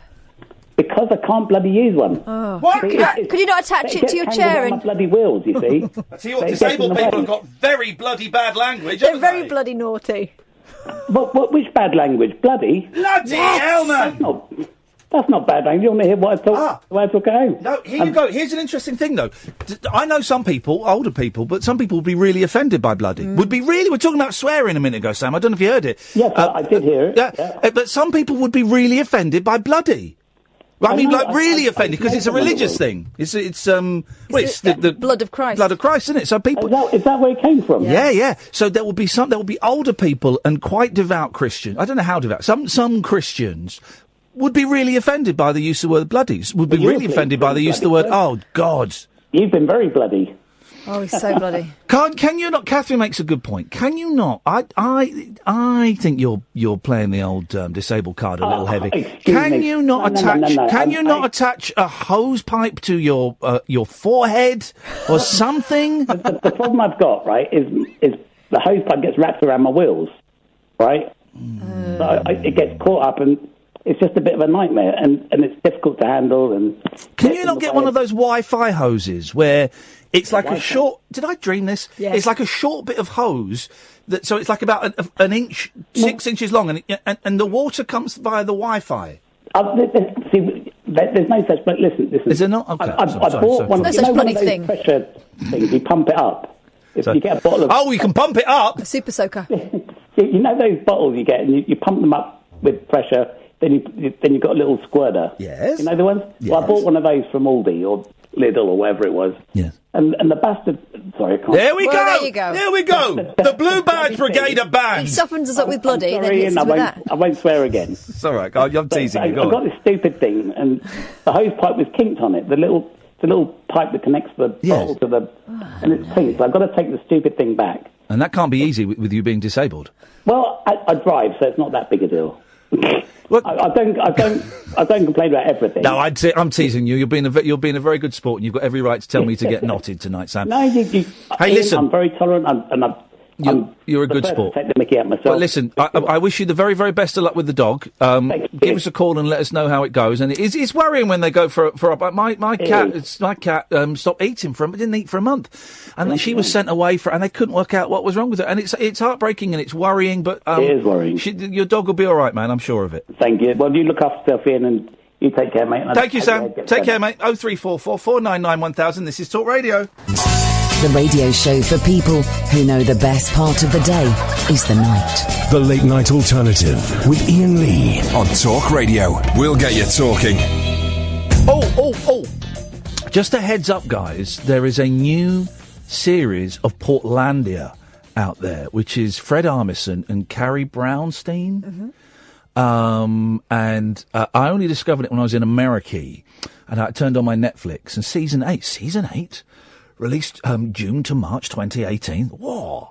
Then I came back home to watch it, and of course it wasn't available on British Netflix. But if you know where to look to find, American television shows that aren't available over here, it's here. I think there's only 8 episodes, maybe 12, and we watched one yesterday, and they're only 22 minutes long, so we could have done 3. But I want to savour them. I don't want to binge them. I want to spread them out over a period of time. It's such a funny show. Carl McLachlan as the mayor. And, who was in it? Who was the pop singer that was in it? Oh, Henry Rollins. Henry Rollins was in it. Johnny Marr was in an episode once, wasn't he? Trying to get a bike. And so was, your fella that always plays himself. Oh, cool. Goldblum. Yes. And Nesmith was in it as well. Anyway, it's flipping brilliant. If go and find Portlandia. I don't know if any of them are on Netflix anymore. They were. British Netflix. It's such a deliciously, slightly surreal... Well, it's kind of a sketch show, really, but they link it with the narrative of it all being set in this town. And it's so good, man. So good. 0344... 499 1000 is the telephone number if you want to give us a call. Good evening, Gatford. Hello. Hello, Gatford. Hello there.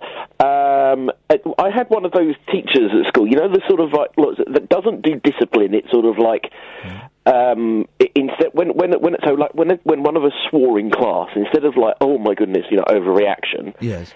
It would kind of go, do you know what that means? Oh, so you get the history of the word. Indeed. So that's where I found out about bloody and things like that. I had no idea at sort of 9, 11, 12, sort of what it was at 8. You had no idea about 9/11? What are you talking about?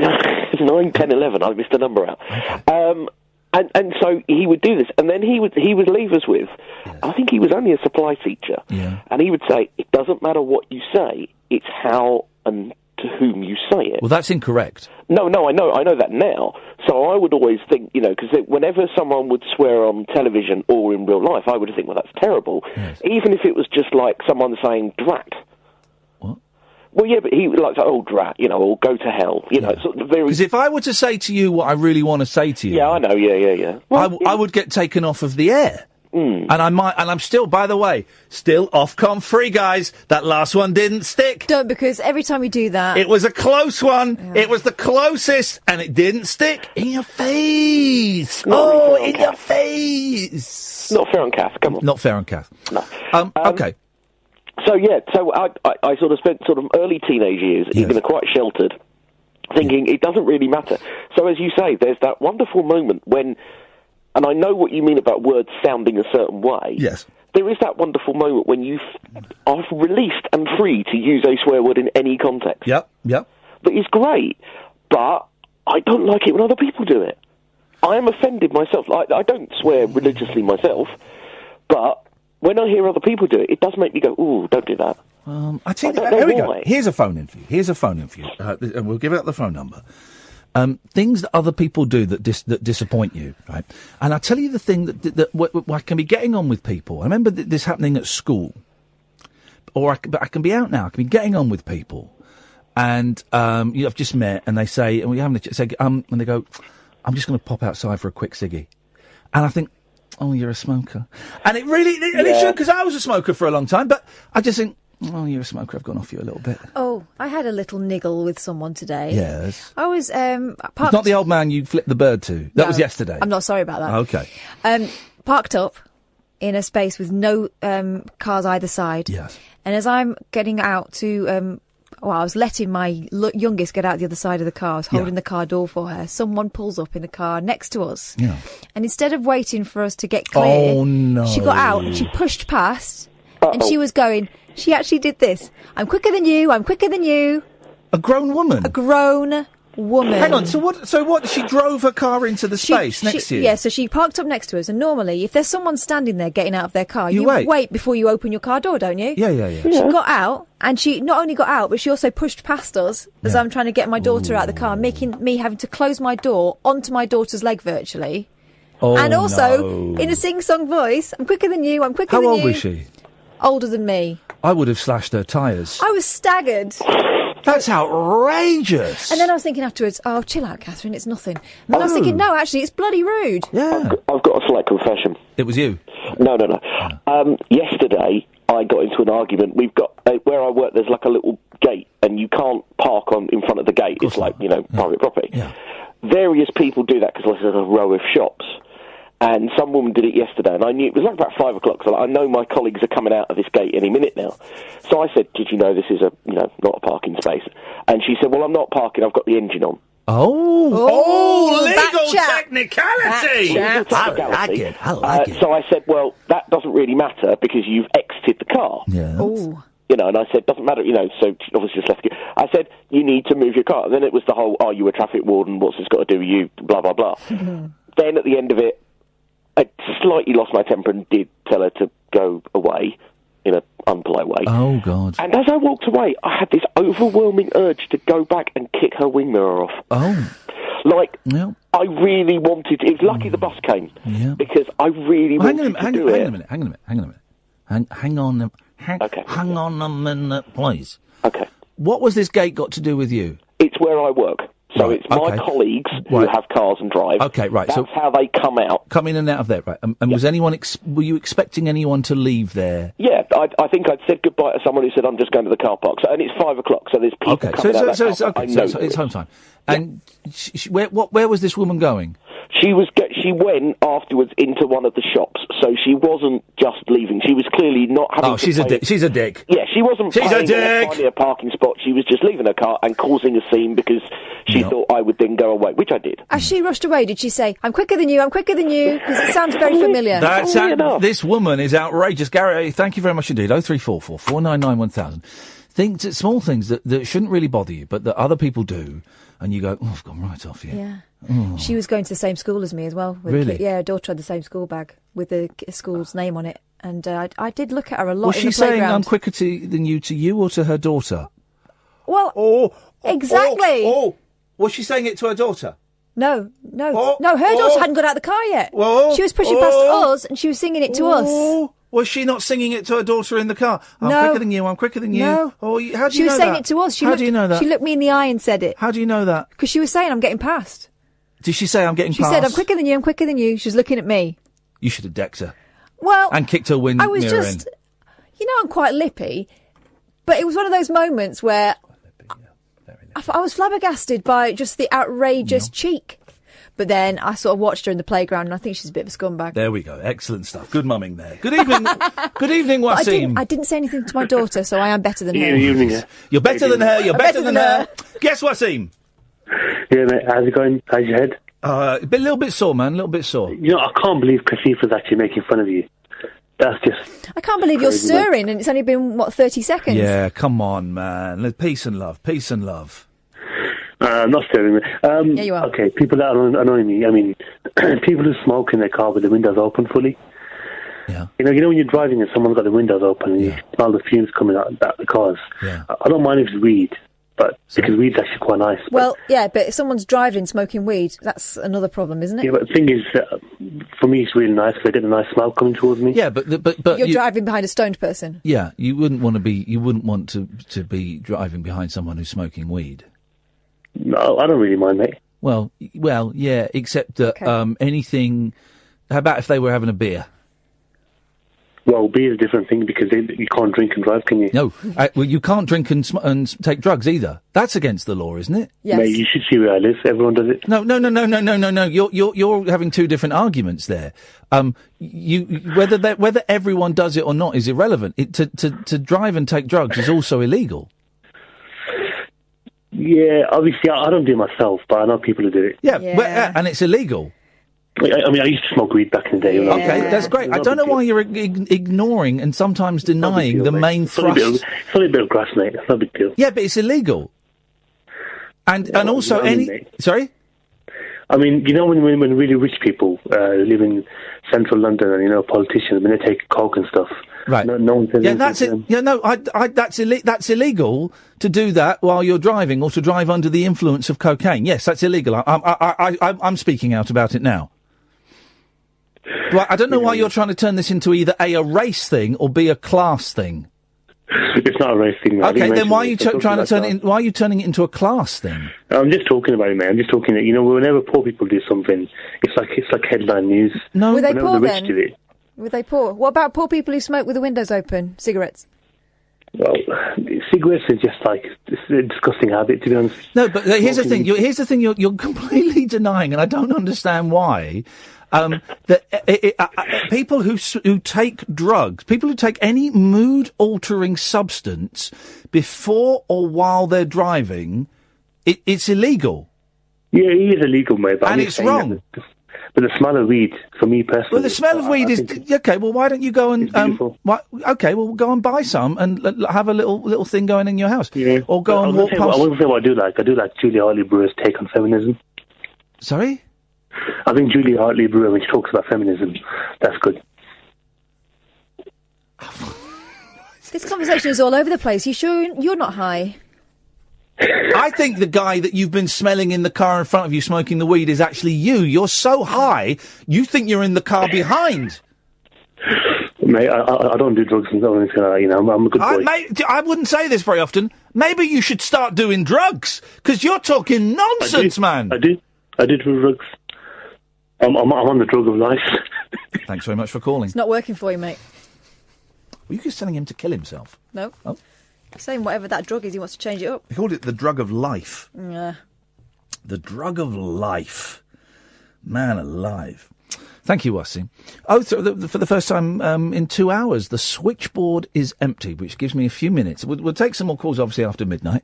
What have we talked about so far? We've talked about spoon bending, drugs. Culling owls. Culling owls. Oh, yeah, we're going to kill all owls. Portlandia, Uri Geller, Love Island. Oh, and what's so secret about Ian's bumhole? Oh, yeah, why are bits of our body considered obscene? I just don't get it. Why flappy bits of flesh are considered outrageous? 0344 499 1000 is the telephone number. Now's an excellent time to tell you of some ways you can get involved with the show. The Late Night Alternative Journal has been sent out. The logbook has been sent out. No, still in my bag. I nearly saw them. Why is it not? Why didn't? Are you going to? Well, I'll take it tonight. I'll send it tomorrow then.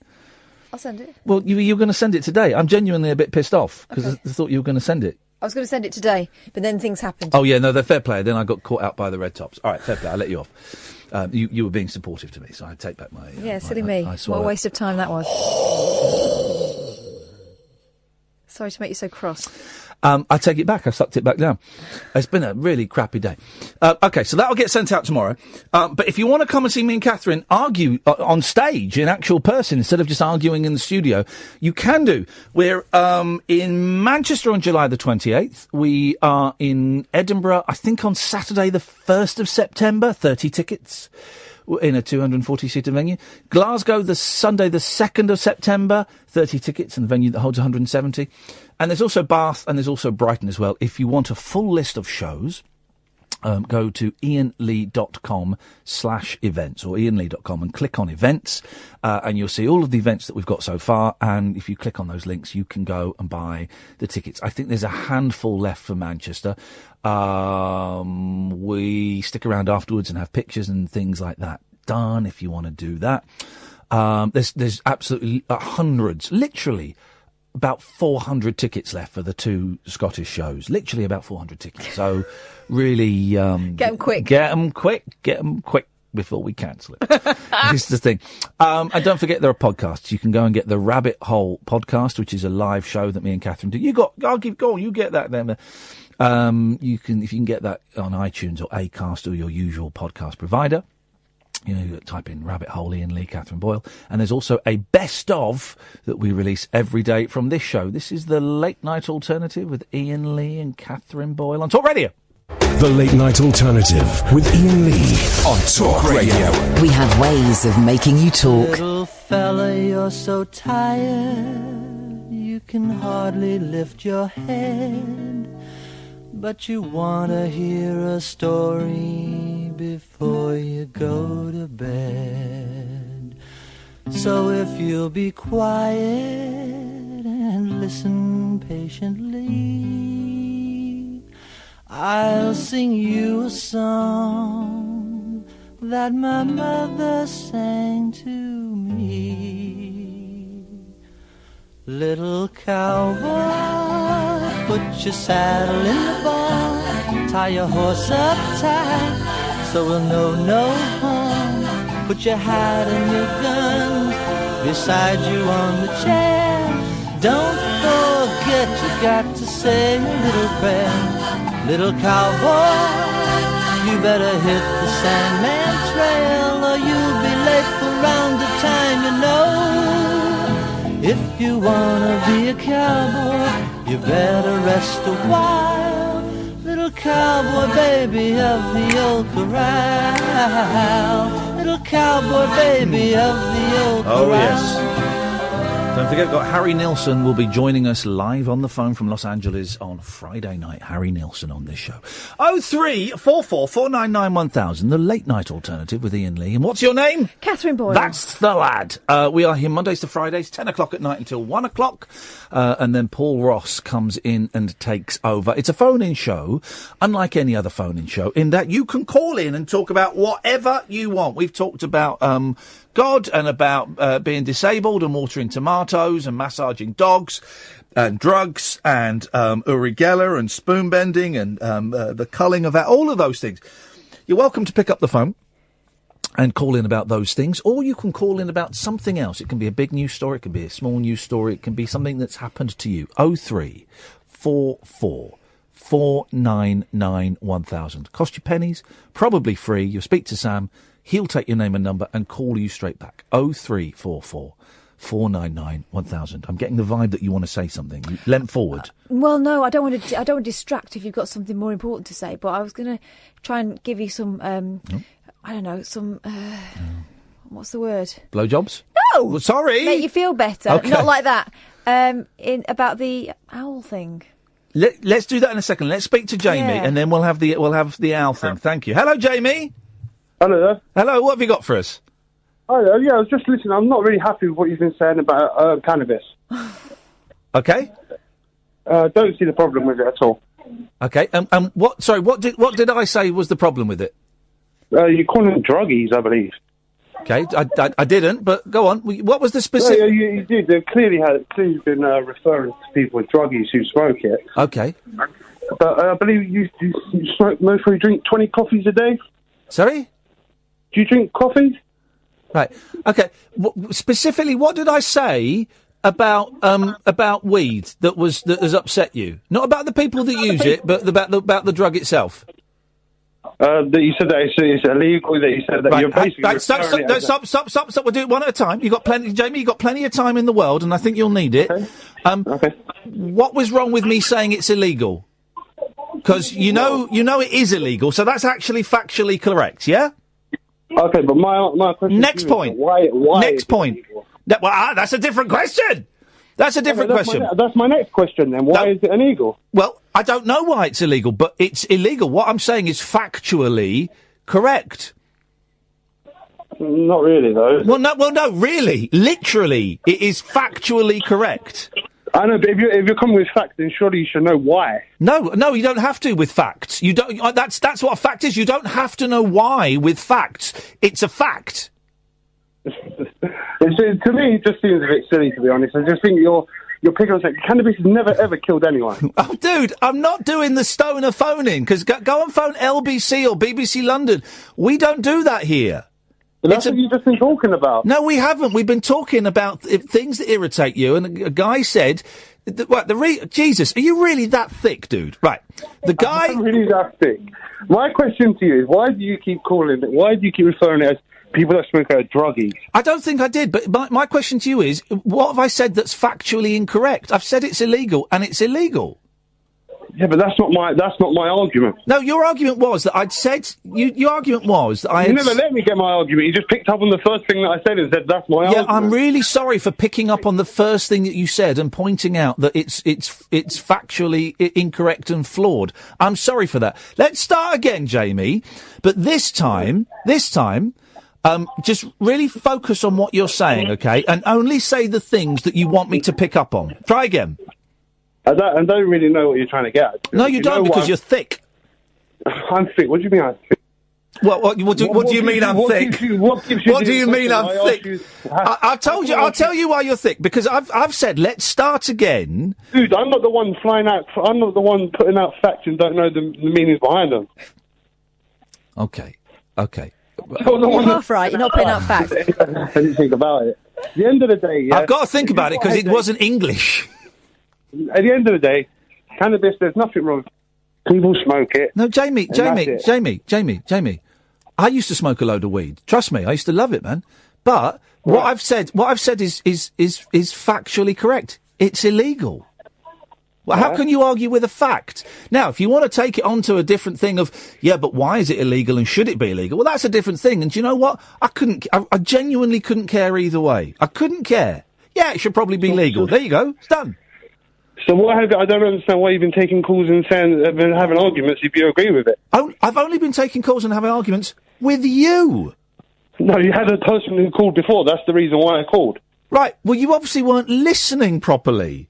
You're the only person I've argued with about whether cannabis should be legal or not. And even then, I haven't argued about that because I don't care, but I err on the side it probably should be. But I just don't care about it. Right, then I don't know why your person that's calling me is putting me through. Because you called him. It's not Sam's job to phone up and say, sorry, mate, you're too thick for this show. You called up to come on. If he hadn't have put you on, you'd have been saying you've been denied your free speech. What? Don't ever go. Don't ever go. Know what you're going on about. No, because, and I refer you back to my previous statement about your mental capacity. I've asked you a question. If weed should be illegal. You start going on about freedom of speech. Like, what are you on about? Right, Jamie, I've told you, I don't care whether it's legal or not. I err on the side... Why are you holding a show? Why are you holding a show that people can call in and talk about anything if you don't care about what people are calling in about? Well, people can call in... You're talking facts that you know nothing about. Well, no, I'm talking facts. No, you're humbling and stumbling. I'm humbling and stumbling? Don't hold a show, and then when someone calls in to talk about topics, I tell them that they're thick and that you don't really want to talk about it. When the last conversation you had was about it. Jamie, first of all, I didn't say... You really need to listen, mate. Put down the spliff or put down the bong and listen, okay? This is what I mean. This is what I mean. You refer to me now. You're trying to put me down as I'm a druggie so you can have an offer on the conversation. Go on, just say what you want to say. Actually, do you know what I'm going to say? And I don't often say this. Pick up the spliff and have a drag, because you need to chill out, man. I don't need to chill. I'm chilled. I just don't understand why I'm phoning up and you're calling me an idiot in 30 seconds. Well, because you're thick. On what basis? The fact that you've understood very, very little. You're having an argument about something that we're not arguing about. I don't understand that you're telling me that weed's illegal in the UK. Well, let me break the news to you, Jamie. Bad news, fella. It's illegal in the UK. Right, okay. Have you got that point now? 10 minutes in, you've got that point, right? Okay, fine. Yeah. The second point was, I don't even know what your second point was, and I bet you don't even remember. No, I remember clearly. I said, why? Why what? Why is it illegal? Oh, I don't know, and I've told you, I don't care whether it's legalised or not. I err on the side that it... Don't you think before you refer to people to pick up the bong or put down the bong, you should maybe have a little look into it? Mate, I've done... okay, could you do me a favour? Can you get your dick out? Because I'm going to get mine out and we're going to measure them. We're going to measure our dicks. Just please. It's not about corny jokes. Jamie, we're going to measure our dicks, right? I've smoked way more weed than you could ever begin to afford in your life, all right? So trust me, I've done the research. I've done more research than you have ever done. I've smoked some of the best weed in the world, and I've smoked some of the most rubbery hash in the world. I've done it all. So what strain now currently is on the most? I don't know, because I haven't smoked weed for 14 years. I'll be quiet then, mate, honestly. Sorry? You don't talk about weed in the 80s to weed now. Weed in the 80s? Do your maths again. Oh, mate, I don't really care.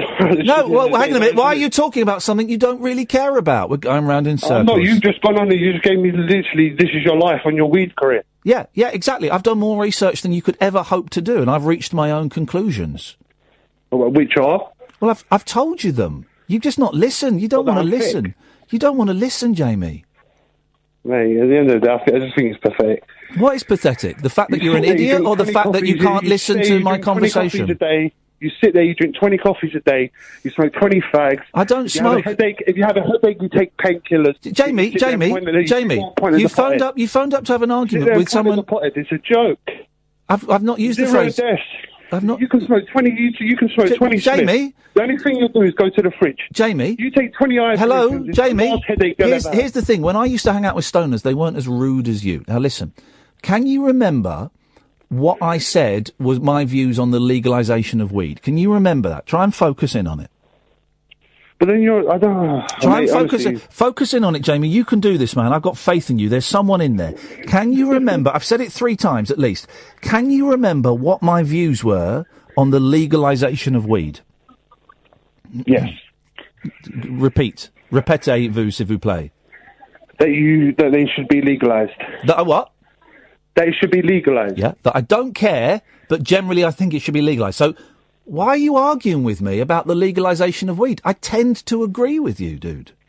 You're looking for an argument that it just isn't here. No, but you keep making pot jokes. You keep making jokes to people that smoke pot. Yeah, well, because when like they're below you when they smoke it. When I used to smoke weed, us stoners used to have a sense of humour about it. I didn't realise it had turned into such a serious profession now. I apologise for offending. Have you not read the comments on your Periscope from people that are listening to your show? No, because the phone's facing the opposite way from me. I'm busy doing a show. I don't care what they say on Periscope. After you have a look and then you can see people that are talking about it. I don't care what they say on Periscope. I'm busy. Why go live then? Sorry? Why go live? Well, so that people can see the show. I don't care what they say on there. I don't monitor it.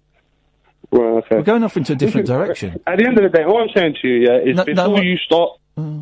Dude, have a laugh about yourself. I haven't put anybody down. I'm chilled, mate. I'm chilled. No, you're not. You're really aggressive. And I think maybe you're either you need to smoke more or you need to smoke less. I don't know. Or meditate, because yet again. Huh? There it is. I think someone's getting a little bit para. You're getting a little bit para. Oh, Jamie's getting. Why spend the last half an hour? Jamie's getting a little. Jamie's getting a little bit para. Jamie's getting a little bit para. A geezer sitting there pretending to be Terry Butcher talking about weed from the 80s. Yeah, I'm para, mate. Grow up, idiot. I grew up 14 years ago when I put the weed down, Jamie. But thanks for that. That was Periscope Live. Wow. Although, it's convinced me there's probably nothing wrong with it. Maybe we should do a show about legalising weed, because that was a really I think we already have in his head. He didn't like it. Stay there, David. We'll come to you in a bit. 0344 499 1000. This is Talk Radio. The Late Night Alternative with Iain Lee on Talk Radio. Well, he made some good points, though, didn't he? Catherine and I are laughing like a couple of little teenagers smoking our third spliff. I mean, that was funny. That guy was I don't know. I never checked the comments on Periscope. The Periscope comments are a cesspit. I never check them. But hi, Jamie, if you're watching. Literally. Yeah. But you won't like that either. It was. I mean, it was fun. He owned you, to be fair. He did. He destroyed me. Yeah. He absolutely destroyed me. But he was arguing with me about legalising weed when I'm kind of probably on the side of it, but I just don't care. I don't care, and this is the problem, right? And I know this from when I was taking drugs. I was really boring. For a lot of the time, sometimes I was funny. Early on with weed, you're funny. Early on with coke, you're funny. But very, very quickly, LSD's a different thing. But with those two, very, very quickly, if it becomes all-consuming, there are some people that can smoke, a spliff once every 2 months. And they have a laugh. But very, very quickly, you kind of separate into two groups. Those that will use it casually and those for who it is all-consuming. And within a short period of time, the all-consuming, let's just talk about weed becomes their life. So they know kind of all the different brands, or they know, just how much to get high, or they know how to top load a joint so that they get all the stuff and the other people don't, and they know it all, and all they talk about is weed. And that's for a while. That's all I talked about was weed, because it became everything. But you know what? Talking about weed is really boring for everyone. It's really, really boring. And it affects your maths. It does, yes. We talking about smoking in the 80s. 14 years ago, guys. It really does feel like yesterday. Turns out we were right. Oh, man. Thank you. And, I thought he wanted a dick measuring contest. Maybe he didn't. I don't know. He saw yours and decided he didn't. Yeah, he shriveled up. Anyway, it's all a nonsense. It's all a nonsense. Kids, make your own decisions. I'm supposed to do an anti-drugs message here, but I realise it's stupid. Stupid me saying that, because you make your own decisions, Just play safe and play with people that you know. But driving on it ain't the greatest. No, I could. No, I won't, because then I'll get in the papers as well. Good evening, David. Yeah, hello. Yeah, I don't know how you put up with those people. Well, I get paid. Well, I know. That's right. Of course you do. No, but that's the thing you said, that it's driving. It's simple. It's the same as drink driving. Yeah. Maybe worse. I don't know. Well, there is an argument. That's the point you. That's the point you made. I mean, there is an argument that some might put forward that smoking weed, not necessarily skunk, but smoking weed actually makes you more focused. I'm not certainly not advocating that as a thing, and it is illegal to drive it. But there is an argument that it makes you more focused, and maybe it makes you at least as good as if you were straight. I don't know. There are also police officers who tell you can tell when someone's been drink driving because they are really, really careful. Oh no, I'm talking about weed. Yeah, no. What I'm saying is that you said drink driving. I know, but that's what I'm saying. That there are police officers who say that people drive really carefully when they know they're drunk. Yeah. No, I know. Sorry, I get your point. I could have argued. I could have argued that point way better than James could have, and I don't care. David. This is a boring thing, isn't it? Well, I'm from Durham. I'm near Durham, and I go out to the guitar most nights and play open mics and things like that. I've just come back tonight, actually. Oh yeah. And there's the big signs up, the electronic signs, which saying drugs, and it doesn't mention drink. It just says drugs, and driving does not comply or whatever, quite a few of them near Durham, and I noticed them for the first time, and therefore, anything that changes your perception can't be a great way. Yeah, of course it is. Yeah. The reason I did ring up, Ian, is because I'm sure I heard you last year, and are you a fan of Love and Forever Changes? Oh, man alive, I've danced with Arthur Lee. Ah, right. He took me by the hand. Me by the hand, and he did a pirouette with me. Oh, how's that? Was that when he was over with his? That was over. I've seen him half a dozen times. Yeah, that was at the garage, I think. All right. Lovely Arthur Lee. Yes, I'm a big fan. Yeah. All right, great. Well, I'm looking at the album now. I've ordered the new box set or whatever. I looked at the box set, and it's from Rhino, who normally do excellent box sets. £46. But I couldn't see anything in there that I wanted. There was nothing new in there. Well, why would there be? I mean, but why would you pay £46 for a box set? Well, I say that I've done it loads of times. That's what my wife said.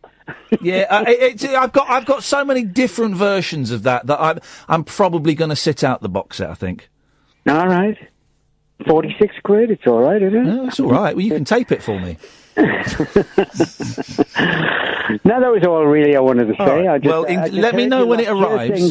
I just heard you last year, I'm sure, coming back from one of these gig things that I did, and you said that you'd seen a Love with Johnny Eccles last year, I think. Oh, it was. yeah, right. Johnny Eccles. Yeah. Go on. Have you seen there's a documentary called Love Story? Have you seen that? No, I haven't. Go and hunt that down. It's beautiful. Right. Really good film about the band. All right, good. Go and check that out. Good. All right, David. Nice one, man. Thanks very much. Good lad. Ta-ta. Bye-bye. 0344 499 1000. I didn't get his reference to Terry Butcher. Jamie said, you're sitting there being all Terry Butcher, right? Pretending to be Terry Butcher. So I've Googled Terry Butcher. He's a footballer. English former professional footballer. Did he bang his head? And manager. There's a picture of Terry Butcher. He's got a bandage on and blood all down him. So, fair play. That was funny. That's funny. Terry Butcher's funny, eh? I like that. 0344 499 1000 is the phone number. I tell you what, we've got no calls. So for the next 35 minutes, we haven't done this for a while. Let's take calls straight to air, shall we? Call straight to air. Sam, you relax a little bit, my friend. 0344 499 1000. Calls straight to air for the last bit of the show. So here's an article. 10 ways to get on top of your overloaded email inbox that actually work. It really upsets me when you glance down at someone's phone. You grab a glimpse of someone's phone and you see in their emails 6,320. How do people live like that? I get frustrated when the phone glitches and it says you've got one, even though you haven't got any. And you can't find it. There's thousands. How can you sleep in bed at night knowing that there are 6,500 emails on your phone? Awful. But most of us are addicted to email. No. I don't think so. Anyone's addicted to email, are they? Some estimates say we spend nearly 5.5 hours. Oh, this is rubbish. This is from theconversation.com by Paul Levy. Some estimates say we spend nearly 5.5 hours each weekday checking emails. Nah. This guy's a loon. Despite the explosion of social media in recent years, email is not on the decline. Well, that's true. Email is the one thing that is the one constant, isn't it, that keeps on keeping on. I do love the fact now that on my Gmail, it will suggest 3 replies for me. So you don't even have to reply. Really? Send me an email, but it's got to have content in it and words in it. So send me an email to my Gmail, but with something in there. It doesn't always do it. It only does it on... Actually, don't, because it only does it on my phone. Right. And my phone is... otherwise engaged. Yeah, it doesn't suggest it here, does it? No, my phone is otherwise engaged. So it suggests things. So it's the modern version of that paperclip that used to pop up. Yeah. Yeah, they're talking paperclip. Did he have a top hat on? He should have done. No. So if you ever get an email from me that's like, yeah, that's great! ! I've just clicked a button. Sure, I'd love to. Yeah, that's great. Sure, I'd love to. Anything like that, with a comma after the first word, a correct comma. Right, that's the telltale sign. Yeah, correct punctuation. That email's not from me. Wow. That's what that is. It's great. I love it. It's the best thing. It makes you so brain dead. My brain is turning to mush. So I don't buy this thing that everyone is addicted to. Anyway, surveys estimate. Well, okay. Well, the previous survey said that we spend 5.5 hours each weekday checking it. So let's take this with a pinch of the old John Gaunt. Surveys estimate that the number of emails sent out each day will have grown to 246 billion in 2019. All right, that's an estimate, but this is the figure for 2015. It's 205 billion emails a day. That's nuts. Yeah. You've still got Hotmail. Mm-hmm. What? I mean, why would I change it? Well, everyone knows it. I used to have iainlee@yahoo.com. Uh-huh. I keep changing my emails to get away from nutty people. iainlee@yahoo.co.uk, iainlee@gmail.com. I tried to buy that off the guy that had it, but he wouldn't. And I was iainlee4@gmail.com, and now I'm something else at gmail.com. Find me if you can, guys. You'll never find me. And when you do, I'll close it down and move on somewhere else. I don't get tired. I just changed my phone number 3 months ago. I love it. I've had the same phone number for years. My first mobile number was 04411 262 271. 04411? What is that? That's weird. Yeah. Now they're all 07... Something. 0795. Something. You might think we're all working longer and harder. I don't care. Here are 10 ways to finally gain control. Here's a good one for you, Kath. Here's a phrase for you. 10 ways to finally gain control over your chaotic inbox. My inbox is very tightly controlled. It's not chaotic at all. Very tidy. We'll do this list after this. Late night conversation worth losing sleep over. The Late Night Alternative with Iain Lee on Talk Radio. We have ways of making you talk. We're taking calls straight to air for the last 30 minutes of the show. I'm going to do something stupid, if that's all right. Because this bandage is really itching me. I'm going to take the bandage off. I'm going to leave the... Don't take the pressure pad off. I'm not taking the pressure pad off. Can you do it for me? I'm going to take the bandage off. But I don't know what it's going to look like. It's really itching my head a lot, man. It's driving me nuts. So if we can just take the bandage off. Oh, it's... Oh, what's that? What's the clip? What's the clip? Oh, this is a bit sticky. Is it? Careful. Don't pull my hair. Ah! It's not me pulling it. It's stuck. Oh, it's very sticky. Ah! Oh, this is going to be nasty. Ah! Oh, it feels funny. Ah! Is it stuck on my head? It's stuck on my head. It's all right. It's there. Ah! It's there. Ah! How is it? Is it all right? Look at that. There's blood on the tracks. Oh, flip. It's a bit manky, but it's not as bad as it was. There you go, guys, on YouTube. Can the YouTubers see that? They can't see the bit where it's been shaved, obviously, because that's under the old... bandage. Can they see that, do you think? Is that going to be looking all right? It looks manky. Oh, flipping heck, that hurts, man. Oh, man, that's sore. I think there might be some sort of bird uprising going on. They're getting cockier. They are. Well, a lot of people saying that this is... well, someone had a go at me because I was calling for the culling of owls, right? Which I am genuinely. And they're getting brave now, and that one's had a taste. Yeah. Well, someone said, regular listener to the show, contributor on Twitter, tweeted, I think you're being really mean, Ian. We don't know why the bird attacked. This is a one-off. And I replied with the slightly massaged figures of, well, if you look at my Twitter feed, there are literally hundreds of stories and photos of people being attacked by owls. Hundreds. And she replied immediately saying sorry and deleted her initial tweet. So, good. Okay. Well, we're entertaining as well as educating. There we go. But I found this story. Oh yeah, go on. Sorry, we'll do the emails in a minute. You got this thing. Go on. Oh no, go on. All right, let me do this, then we'll come back to that. I didn't know whether you'd dispelled that so, one. 10 ways to finally gain control over your chaotic inbox. Number 1, stop using email as a surrogate chat service. Email is not really designed for quick-fire conversation. Incorrect. I'd send you... abuse, yeah. Yes.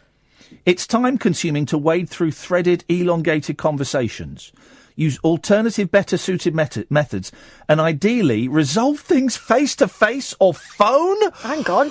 Oh, mate, that's number 1, is meet someone or call them up. That's shifting the chaos from your inbox to your life. Oh, my chest is getting very, very tight. Number 2, beware of repeat messaging. A text message arrives, I'm just checking you got my mail. The phone rings, I've just sent you an email. Why is this guy obsessed with making phone calls? Many people still don't trust decisions agreed virtually. A lot of decisions by messaging and emailing are not fully believed, and we end up with a hierarchy of message replication. The meeting room where this guy's a hippie. The meeting room where we meet as real human beings is still the most influential place for many people. This is why I love emails and texts and WhatsApps, because not WhatsApp so much, because you can see when you've read them. But the others, because you don't have to talk to someone. No. I always think as well, when someone sends you a message reply receipt thing, I think, pushy. I'm not giving you that. Oh, no. Oh, God, no. No, get stuffed. Number 3, weed your email garden. A cluttered inbox is like a garden overgrown with weeds. Jesus Christ. It's really not, is it? It pays in the long run to spend a bit of regular time removing cluttering messages. One simple and effective tip is to use the search function, nearly said sunction, and to search for the term unsubscribe. Oh, there is a great joy in getting annoyed about emails coming in and then going, oh, actually, next time one of those comes in, I'm clicking unsubscribe. Yeah, but I noticed a thing last year when you click unsubscribe and then you got an email saying, thanks very much. Yeah, I do. There was one company I unsubscribed, and I unsubscribed so many times. Yeah. I kept thinking, I'm sure I've unsubscribed. And in the end, I tweeted them. I said, can you take me off your shitty mailing list? Because send us a DM. I sent them a DM. They said, you're unsubscribed now. 2 days later, I got another email. Unbelievable. Use the spam folder wisely. Here we go. Number 5. This is it. Ask friends and colleagues to stop emailing you. Good one. Here's what I do. This is advice. Here's what I do with my work emails. Yes. Unless it's addressed just to me. Yeah. If it's addressed just to me, it comes up in red. The rest I don't bother reading. Say that again. Yeah. If it's addressed just to me, if it's just at work. Yeah. Oh right. I haven't even accessed my work email since the second week I was here. So unless it's something directed straight at me that's important, I'm not gonna read it. Okay. Well. Don't be shy, perhaps be tactful. Another cause of email overload is unwanted emails from those closest to you. Be prepared to politely ask other people to stop sending you emails that would be better shared in a meeting or on the phone. Does this guy not understand social anxiety and why we invented the internet? 6. Why is he writing this on the internet instead of just telling us face to face? Keep your requests simple. Don't send overcomplicated emails. If you ask for 5 things, a lot of people only reply properly to the last thing on your list. This simply generates further emails seeking the other 4 items. Well, only idiots would. You go through them point by point. I'll address your points in order. 7, ensure your replies are comprehensive.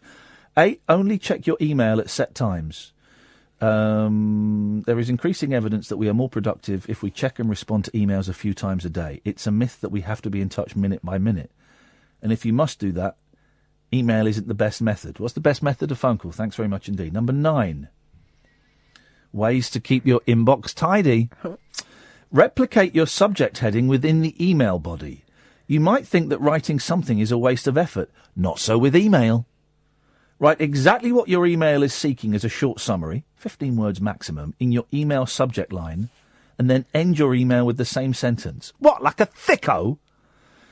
Saying it clearly and twice increases the likelihood of getting a full and proper reply. Here's the thing. I would hate to get an email from this guy. God. He'd be on my block list. And number 10. Straight to junk. He's the senior researcher in innovation management at University of Brighton in the UK. Now, number 10, in 10 ways to get on top of your overloaded email box that actually work. Number 10. Give up email. The number of examples of people and organisations who've stopped using email and used other communication methods continue to rise. But giving up email can make you less stressed and more productive. Other communication methods are often more fluid. It is possible. Try it for a week. Flipping it, man. Well, there you go. That's how you do it. That's sorted, everyone. 0344 499 1000. Call straight to it. You said, Catherine, you had owls. Well, no, this isn't about owls. This is about pigeons. Oh, yeah, go on. Staring pigeons. Yep. So, I just think it all builds to a picture. This sounds like a small thing. Yeah. Is that hurting? It's a bit. But it sounds like a small thing, but it builds up to a picture. They're great. They're gaining confidence. Also, by the way, I noticed when you were talking there that someone on YouTube was suggesting that if your T-shirt was as badly affected as that, then you surely, or your back was slashed up. That's assuming that his back isn't slashed up. Incorrect. First of all, the blood is from the head. The blood is all from the head. There are 3 scratch marks there, claw marks, and 1 there, and there is some light scratching on my back, which I'm not prepared to show you. Light scratching. There was blood, but not much. But no, all of that blood is from my head. That was more just a rip of the shirt. But thanks very much, Columbo. Dickhead. Catherine. Right, so they're getting fearless now. Yeah. The YouTubers. This is where you have to curb them and cull them. I mean, that owl's had a taste for human blood now, which is a concern for me. Yep. As a mother, I'm concerned that no one's thinking about the kids in this. Yeah. But it's not just the owls. It's gone cross species. This cockiness. The pigeons are also getting uppity now. Residents in a block of flats in Wandsworth claim they are besieged by pigeons. Yeah. They say the birds are constantly trying to get into homes and even watch them in the shower.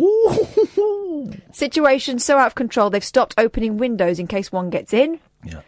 Tenants say by the way, a bird in a room is the funniest, most terrifying, most nerve-wracking thing.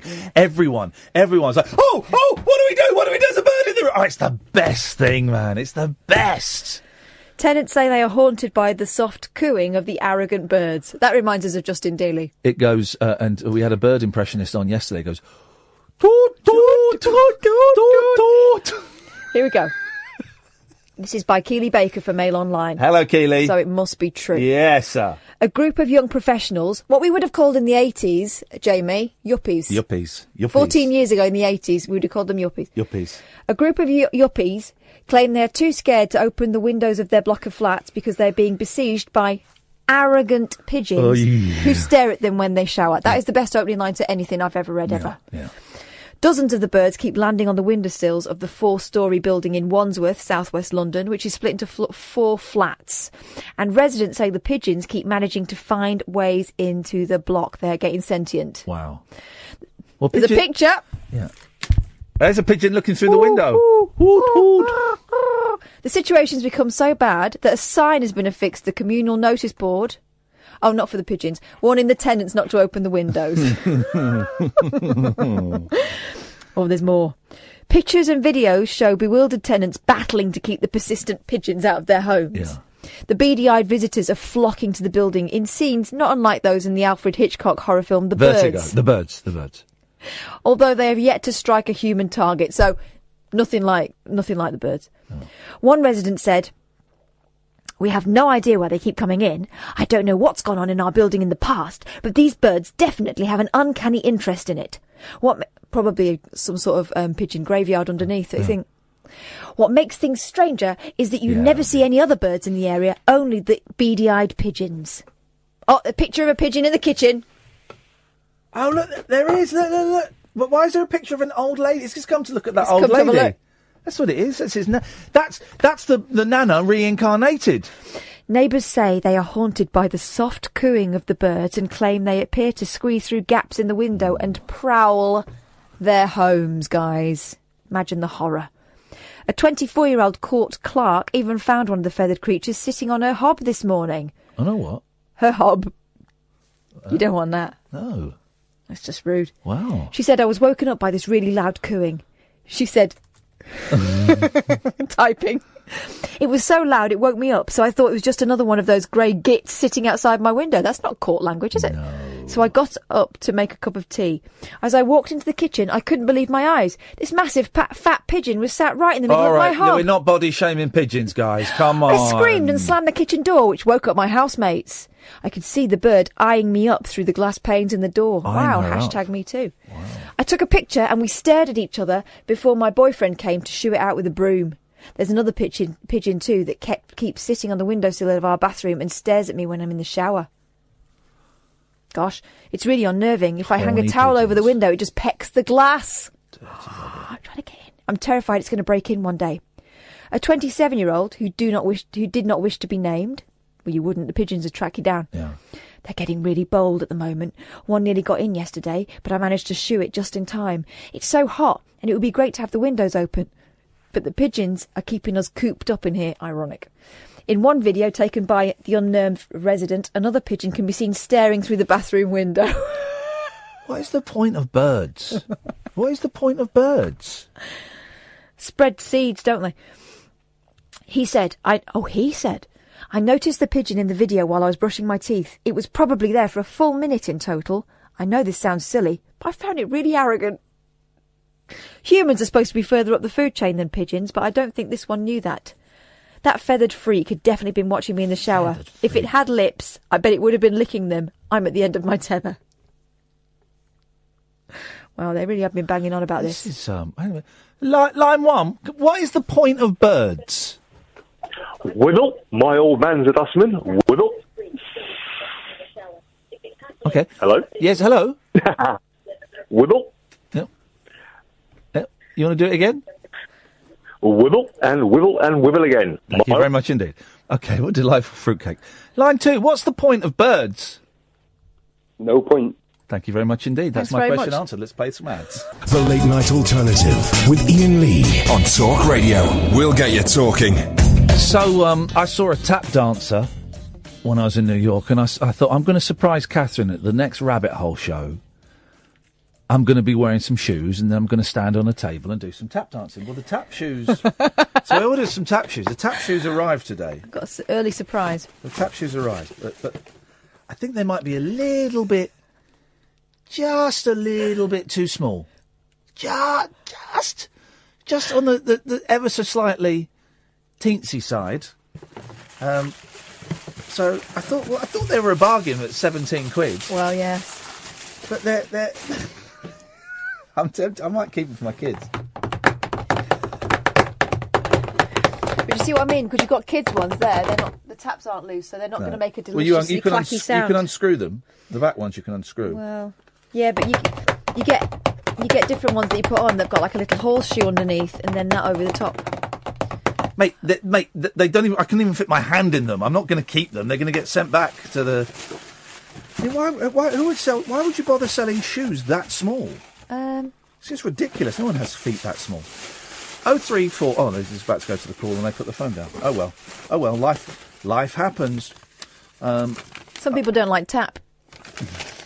Some people are idiots. But that's disappointing. That's very disappointing. So, sorry guys, just me putting some tiny tap shoes back in a box. Yeah. That's about that. That's about that performance. That's about that performance. 0344 499 Oh yeah. Oh no, there is a call now. Let's take that and then we'll see. Paul Ross is on at 1 o'clock, by the way, guys. Hello, line one. You're live on Talk Radio. Hello. Hello, line one. You're live on Talk Radio. Hello, Ian. I just heard you want to cull owls. You just call a wolf? You want to cull owls? I want to call them. No, I want to kill them. You want to kill them? Yes, I want to kill them. I don't want to call them. I want to kill them. Why is that? Because they're bastards. Ian, shouldn't we cull humans who go near the animals? Sorry? Instead. Shouldn't we cull stupid humans who go near animals? No, we should... No, Why we're going to... Well, because humans are more intelligent than owls. I just want to kill owls. I don't want to kill all animals, just owls. But why? They were on Earth before humans? They have a more right on this planet than we do? Owls do not have a more right on this planet than humans. That's nonsense. Well, Ian, imagine if a dangerous animal came towards your children. Would you try to attack the animal or to frighten it away? A dangerous animal came towards my head yesterday and ripped my head open. That animal was an owl. You were near its habitat. I probably thought you're going to... An owl lives in a gay cruising site that I didn't know was a gay cruising site when I went there. That's genuine. Yes, but he probably thought you were a threat to his children. He probably had a nest somewhere up there. Well, how... do you know what, Cassie? I'm right. You're right. I'm sorry. Can you remind me, what's the number to call so I can get a location of every flipping owl's nest in the country so I don't disturb it? Oh, there isn't one. Right, in that case, I'm killing all the owls. That's just like saying kill all humans because some humans are criminals. You're an idiot. That's not the same at all. Yeah, there are some humans that are idiots. You're one of them, right? But even you, I would save your life, even your pathetic, useless, irrelevant, stupid, dumb life. I would save that over an owl's. I've got one bullet, and there's an owl there, and there's you there. It will be a tough one, but I would shoot the owl. I'd hope that the bullet bounced off the owl and then went into your heart. But, that probably wouldn't happen. So I would kill the owl. Yes, correct. I would hope it happened to you, but you never got heart, you see. You never got a brain either, so it just goes through your body. Well, I have got a brain, actually. Just no thanks to the owl that molested me. He attacked you and didn't molest you, Ian. Mate, I don't think you know what molestation actually is. Yes, I do. When somebody grapples you or puts his hands on you, but the owl hasn't got hands. Mate, he grappled me. Did it took you up in the air or something? Did it what? Take me up the arse? Only humans can grapple.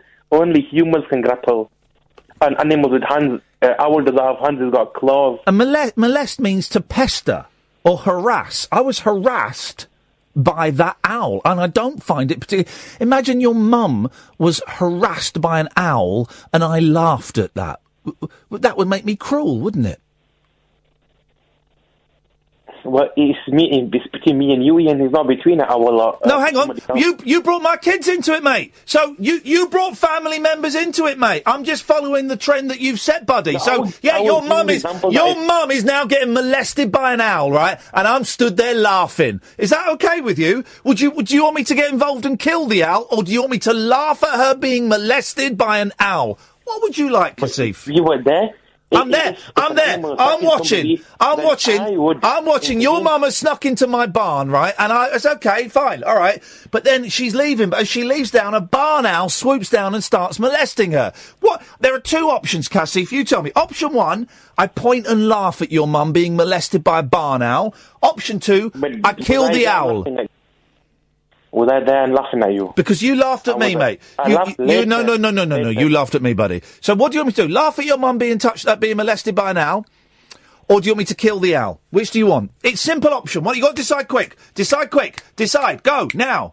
Well, basically, my mum not stupid as you, and she wouldn't be anywhere in near owls anyway. Oh, because your mum has got the app that tells her where all the owls' nests are. You're a pathetic human being, Ian, who fell down the well. And you couldn't even see a well there. Brings up the milk. That's how pathetic you were. I saw the well. I was wishing... You are a meat... How did you fall inside? Read the story online. You don't have to go into that again. No, I do, Catherine. He's brought up the well. Read the story online. Read the well story online. I've told that story. Read the well story online. How did you fall in if you saw the well? I've told that story before. I was making a wish. I was making... It could have happened to anybody. Could have happened to anybody. We've all got eyes. I don't know what you were looking at, Iain, but we could all see a dark hole there and a well inside it. I don't know what you were looking at. I saw the well. I was trying to climb. I was trying to reach in the well. You don't have to explain yourself. No, I do, Catherine, because he's brought this up and he's on the border of libelling me, right? And I feel but thank you, but no, I can deal with this. My 20 pence that I tossed in the well to make a wish, ironically, I can reveal now that wish was actually something to do with owls. So the 20 pence got stuck in there, and I was trying to get that money out. Otherwise, the wish doesn't count. So you reached and instead you fall into a well. Yeah, I fell in a well. I got attacked by an owl. Have you never had anything outrageous happen to you, Kasif? Oh, good day to you. Good day to you. Sorry, Paul. I can't even. Let me just calm down because that's not. Can't even look at Paul Ross now. Can I lighten the mood with a terrible pun? I wish you would. Is it about owls? Your question for Kasif there led you into a more owl maze. It's about owls. Right. Honestly, I'm trying to help. It's sore. I'm going to say it because I'm. Let's have a look. Oh, that's nasty. Yeah, the owl. That is nasty. I know you're seeping through that pad. You're trying to lighten the mood, but the owl puns on Twitter today I've actually found quite painful. I thought you might have moved on, but I will now. I do apologise. Thank you, mate. I know you meant well, unlike some of those people on Twitter. I'll call it a day. Thank you, mate. I appreciate that. Okay. It's very kind. Thank you. What's on your show tonight, Paul? Well, we're celebrating the fact that a telescope is returning to the Royal Observatory at Greenwich for the first time in 60 years. Did you know they took it out 60 years ago because of light pollution and smog? No. And moved it to Hurst-on-Soar in Sussex. They've had no telescope there. Really? So all those kids' outings, they've conned us. They've put the telescope back in. It's coming back in this August, and even better, it's being named after a woman called Annie Maunder, one of the great unsung female heroes of astronomy. Oh. Have you heard of, I'm sure you have, Edwin Hubble and his Hubble telescope? The Hubble, yeah, of course, yes. You haven't heard, though, I'm sure, of Henrietta Swan Leavitt. Oh, of course not. Who was an American computer, which is what they call these female women, wasn't allowed to take a degree. She worked out the definitive way to measure the distance from Earth to far galaxies. Completely unknown outside of American. Because she's a woman, yeah. Because she's a woman. Yeah, yeah. And now Annie Maunder is getting a telescope named after her. She was very active. She was another computer. She gave up a career as a teacher and lecturer to be paid £4 a week back in the 1890s just to work out kind of facts for these guys to build their careers on. So we're talking telescope to outer space, and I'm doing it for the sisters this morning. I don't care what people say. And also, I'll tell you why birds are here, if I may give you my thing. Please do, yeah. If we hadn't had birds, and we hadn't had the dove in particular, we'd still be procreating on Noah's Ark. Because only when the dove came back with that little leaf and said the floods are subsiding, so birds saved us. So we're keeping birds just in case there's another biblical flood again. And it's a nice thank you. Oh, it's a thank you. Yeah, but look how they treat it. Yeah. But also, what we do of a Saturday night when the kebab house is full, Kentucky Fried Chicken. I've only ever had one Kentucky Fried Chicken. It was a zinger burger and it was delicious. Was it a finger-licking chicken? Everyone's favourite bird? It may well have been. Dear listener, that is it from me and Catherine. Thank you, Catherine. Paul Ross will be carrying... You do it until 5 o'clock, don't you? I do, 4 hours. I should have got a better lawyer, shouldn't I? 4 hours. What must I have done in a past life, or indeed this life? Paul Ross is coming up, dear listener. Do stay tuned. You don't forget you can listen to him on DAB. Download the app or go to talkradio.co.uk.